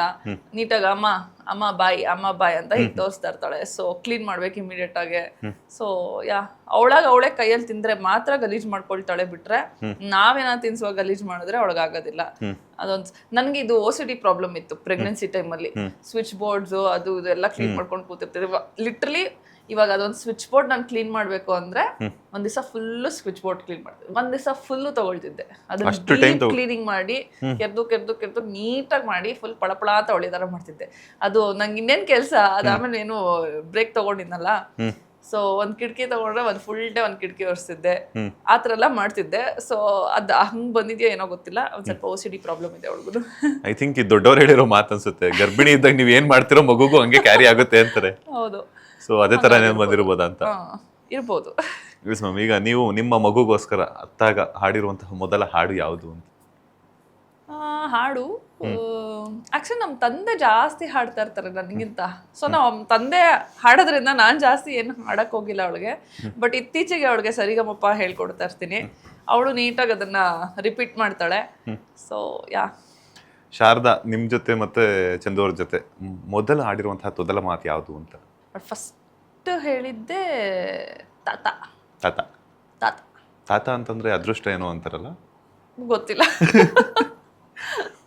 ಸೊ ಈಗೆಲ್ಲಾನು ಅಪ್ಪ ಅಮ್ಮ ಅಂತೆಲ್ಲ ಕರಿತಾರೆ. ಓ, ಎಲ್ಲ ಮಾತಾಡ್ತಾಳೆ, ಅಪ್ಪ ಅಮ್ಮ ಅಜ್ಜಿ ತಾತ ಎಲ್ಲ ಹೇಳ್ತಾಳೆ. ಯಾರ ತರ ಜಾಸ್ತಿ ಇಮಿಟೇಟ್ ಮಾಡ್ತಾರೆ? ಇಮಿಟೇಟ್ ಮಾಡೋದಾ? ಇವಾಗ ನಮ್ಮ ಅಪ್ಪ ಆ್ಯಕ್ಚುಲಿ ಜಾಸ್ತಿ ಅವಳಿಗೆ ಹಾಡು ಹೇಳೋದು ಅಥವಾ ಏನಾದರೂ ಒಂದು ಬಯೋದು, ಅಥವಾ ಸುಮ್ಮನೆ ತಮಾಷೆಗೆ ಹಾಗೆ ಆ ಕಡೆ ಅಥವಾ ಎತ್ತು ನಿನ್ನ ಅಂತ ಹಿಂಗೆಲ್ಲ ಬೈತಿರ್ತಾರಲ್ಲ, ಅವಳು ವಾಪಸ್ ಹಂಗೆ ಹೇಳ್ತಾಳೆ ಎತ್ತು ನಿನ್ನ ಅಂತ. ಸೊ ತಾತಂದು ಸ್ವಲ್ಪ ಇದು ಮಾಡ್ತಾಳೆ, ತಾತಂಗೆ ರೇಗಿಸ್ತಾಳೆ. ನಮ್ಮ ಅಮ್ಮನ ಹತ್ರ ಫುಲ್ಲು ಮುದ್ದು ಮುದ್ದು ಮಾಡ್ತಾಳೆ. ನಾವಮ್ಮ ಏನಾದ್ರು ಬೈತಿದ್ರು ಅಂತ ಇರ್ತಾಳೆ. ಸೊ ಅದೊಂಥರ ನಮ್ಮ ಅಮ್ಮನ ಜೊತೆ ಫುಲ್ಲು ಒಂಥರ ಮುದ್ದು ಮುದ್ದು ತರ ಆಡ್ತಾ ಇರ್ತಾಳೆ. ನಮ್ಮ ಅಕ್ಕ ಸಖತ್ ಅವಳಿಗೆ ಗೋಳೈಕೋತಾಳೆ, ಅವಳು ವಾಪಸ್ ಗೋಳೈಕೋತಾಳೆ. ಸೊ ನೀವು ಹೆಂಗೆ ಟ್ರೀಟ್ ಮಾಡ್ತೀರೋ ಅವಳನ್ನ ವಾಪಸ್ ಹಂಗೆ ಟ್ರೀಟ್ ಮಾಡ್ತಾಳೆ. ಎಸ್, ಈಗ ನಿಮ್ಮ ಮಗಳ ಜೊತೆ ಹೋಗಿರುವಂತಹ ಫಸ್ಟ್ ಟ್ರಿಪ್ ಯಾವುದು ಅಂತ? ಫಸ್ಟ್ ಟ್ರಿಪ್ಪೇ ಕೂರ್ಗು. ಎಲ್ಲ ಎಂಜಾಯ್ ಮಾಡ್ತಾರ ಚೆನ್ನಾಗಿ? ಅವಳು ಇವಾಗ ಅಫ್ಕೋರ್ಸ್ ತುಂಬ ಎಂಜಾಯ್ ಮಾಡ್ತಾಳೆ. ಅವಳಿಗೆ ಸ್ವಿಮ್ಮಿಂಗ್ ಪೂಲ್ ಎಲ್ಲ ಸಖತ್ ಇಷ್ಟ. ಸೊ ಟ್ಯೂಬಲ್ಲಿ ಹಾಕಿಬಿಟ್ಬಿಟ್ರೆ ಅದರಿಂದ ಎದ್ದೇ ಬರೋದಿಲ್ಲ. ಯಾವ ಮೊಟ್ಟೆಗೆ ನೀರಿಷ್ಟ ಅಂದರೆ ಅವಳು ಇವಾಗ ಸ್ನಾನಕ್ಕೆ ಹೋದಾಗಲೂ ಅಷ್ಟೇ ಫುಲ್ ಆಟ ಆಡ್ಕೊಂಡು ಎಲ್ಲ ಜಾಲಿಯಾಗಿರ್ತಾಳೆ, ಏನೂ ಅಳೋದಿಲ್ಲ. She loves bath time. So ಆಚೆ ಹೋದಾಗಲೂ ಅವಳು ತುಂಬ ಖುಷಿಯಾಗುತ್ತೆ. ಟ್ರಾವೆಲಿಂಗ್ ಎಲ್ಲ ಅವಳಿಗೆ ಸಖತ್ ಇಷ್ಟ. ಆದರೆ ಆ ಟ್ರಾವೆಲಿಂಗಲ್ಲೂ ನಂತರನೇ ನಾನು ಯೂಶ್ವಲಾಗಿ ಕಾರಲ್ಲಿ ಕೂತಿದ ತಕ್ಷಣ ನಿದ್ದೆ ಹೊಡಿತೀನಿ, ಅವಳು ನಿದ್ದೆ ಹೊಡಿತಾಳೆ. ಹಾಗೆ. ಎಸ್, ನೀವು ನಿಮ್ಮ ಮಗಳಿಗೋಸ್ಕರ ಮಾಡಿರುವಂತಹ ಫಸ್ಟ್ ಅಡಿಗೆ ಯಾವುದು ಅಂತ? ರಾಗಿ ಸಿರಿ. ಅದು ಬಿಟ್ಟು ಈಗ ರಾಗಿ ಸಿರಿ ಬಿಟ್ರೆ ಅವಳಿಗೆ ಕಿಚಡಿ ತುಂಬ ಇಷ್ಟ. ಸೊ ಕಿಚಡಿ ಅವಳಿಗೆ ಮಾಡ್ಕೊಡ್ತೀನಿ. ಆ್ಯಂಡ್ ಪ್ಯಾನ್ ಕೇಕ್ಸ್ ಮಾಡ್ಕೊಟ್ಟಿದ್ದೀನಿ. ಆಮೇಲೆ ಇನ್ನೇನು ಮಾಡಿದ್ದೀನಿ, ಉಪ್ಪಿಟ್ಟು, ಪೋಹ, ಶಾವಿಗೆ ಬಾತು, ಇದೆಲ್ಲ ನಾವೇನೇನು ತಿಂತೀವೋ ಎಲ್ಲ ತಿಂತಾಳೆ ಇವಾಗ ಆಲ್ಮೋಸ್ಟ್. ಬಟ್ ಒಂದು ಸ್ವಲ್ಪ ಖಾರ ಕಡಿಮೆ. ಚಂದು ಅವ್ರು ಏನಾದರೂ ಮಾಡ್ಕೊಟ್ಟಿದ್ರ ಮಗಳಿಗೋಸ್ಕರ? ಇಲ್ಲ, ಅಷ್ಟೆಲ್ಲ ರಿಸ್ಕ್ ತಗೊಳ. ಬಟ್ ತಿನ್ಸಿದಾನೆ. ಅವನಿಗೆ ಒಂದು ಫುಲ್ ಬೌಲ್ ಒಂದ್ಸತಿ ಒಬ್ಬನೇ ತಿನ್ಸ್ಬಿಟ್ಟ ಅಂತ ಫುಲ್ ಖುಷಿ ಆಗೋಗ್ಬಿಟ್ಟಿದ್ದೆ. ನಾನು ತಿನ್ಸಿದೆ ಒಂದು ಫುಲ್ ಬೌಲ್ ತಿನ್ಕೊಳ್ಳು ಅಂತ. ಸೊ ಅಡುಗೆ ಏನು ಮಾಡ್ಕೊಟ್ಟಿಲ್ಲ, ಬಟ್ ತಿನ್ಸಿದ್ದಾನೆ. ಓಕೆ, ಈಗ ಹೊರಗಡೆ ಹೋದಾಗ ಸೊ ಲೈಕ್ ಏನಾದರೂ ಔಟ್ಸೈಡ್ ಫುಡ್ ಅಂದರೆ ಮಕ್ಕಳು ಒಂಥರ ಅಟ್ರಾಕ್ಷನ್ಸ್ ಆ ಥರ ಏನಾದರೂ ಹಠ ಮಾಡುವಂಥದ್ದು? ಆ ಥರ ಇಲ್ಲ.